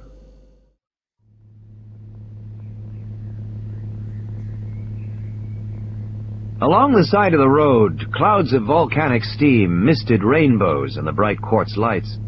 Grant said into the radio, How long does it take the ship to reach the mainland? 18 hours, Ed Regis said, more or less. It's pretty reliable. He glanced at his watch. It should arrive around 11 tomorrow morning. Grant frowned. You still can't talk to the control room? Not so far. How about Harding? Can you reach him? No, I've tried. He may have his radio turned off. Malcolm was shaking his head. So we're the only ones who know about the animals on the ship. I'm trying to raise somebody, Ed Regis said. I mean, Christ, we don't want those animals on the mainland. How long until we get back to the base? From here, another 16, 17 minutes, Ed Regis said. At night, the whole road was illuminated by big floodlights. It felt to Grant as if they were driving through a bright green tunnel of leaves. Large raindrops spattered the windshield. Grant felt the Land Cruiser slow, then stop. Now what? Lex said, I don't want to stop. Why do we stop? And then suddenly, all the floodlights went out. The road was plunged into darkness. Lex said, Hey! Probably just a power outage or something, Ed Regis said. I'm sure the lights will be on in a minute. What the hell? Arnold said, staring at his monitors. What happened? Muldoon said. You lose power? Yeah, but only power on the perimeter. Everything in this building's working fine. But outside in the park, the power's gone. Lights, TV cameras, everything. His remote video monitors had gone black. What about the two Land Cruisers? Stopped somewhere around the Tyrannosaur paddock. Well, Muldoon said, call maintenance and let's get the power back on. Arnold picked up one of his phones and heard hissing. Nedry's computers talking to each other. No phones.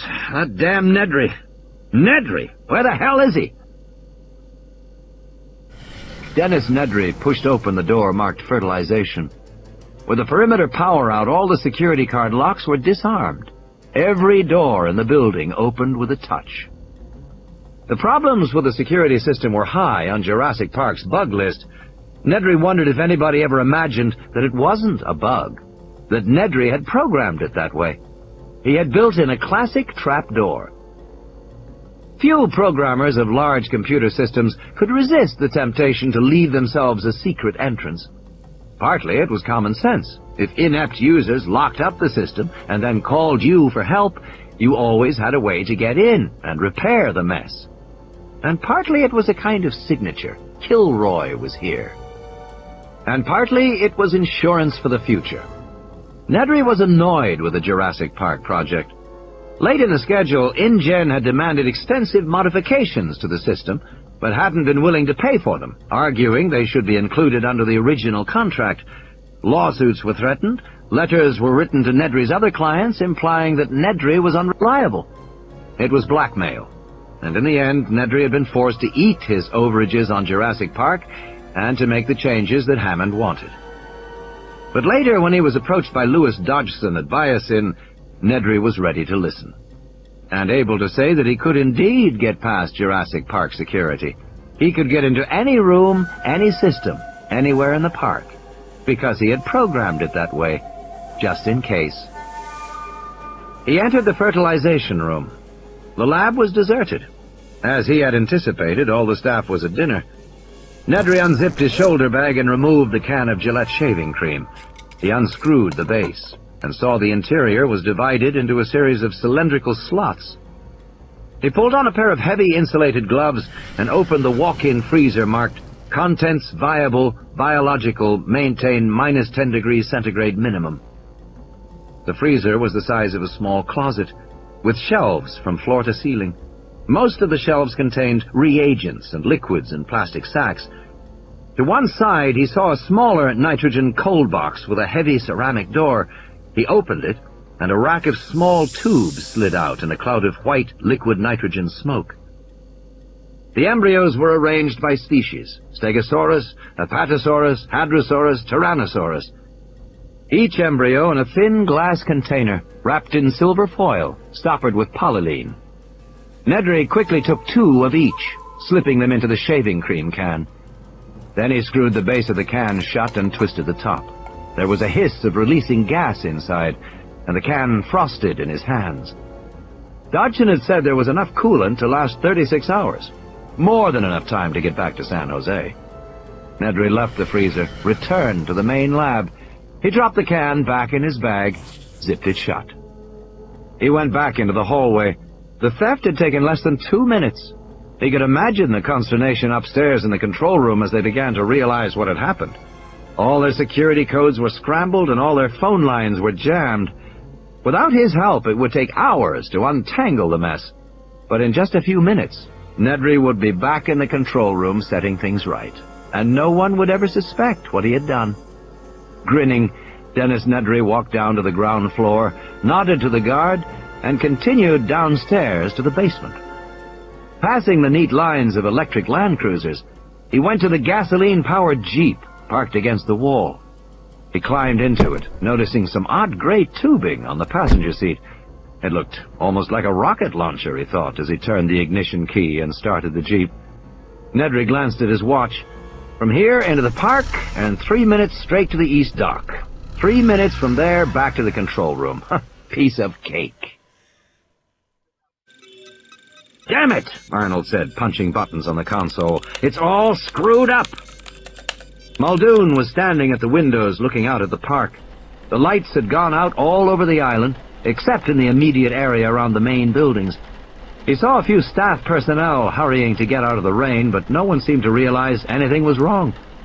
Muldoon looked over at the visitor lodge, where the lights burned brightly. "Uh-oh," Arnold said. "We have real trouble."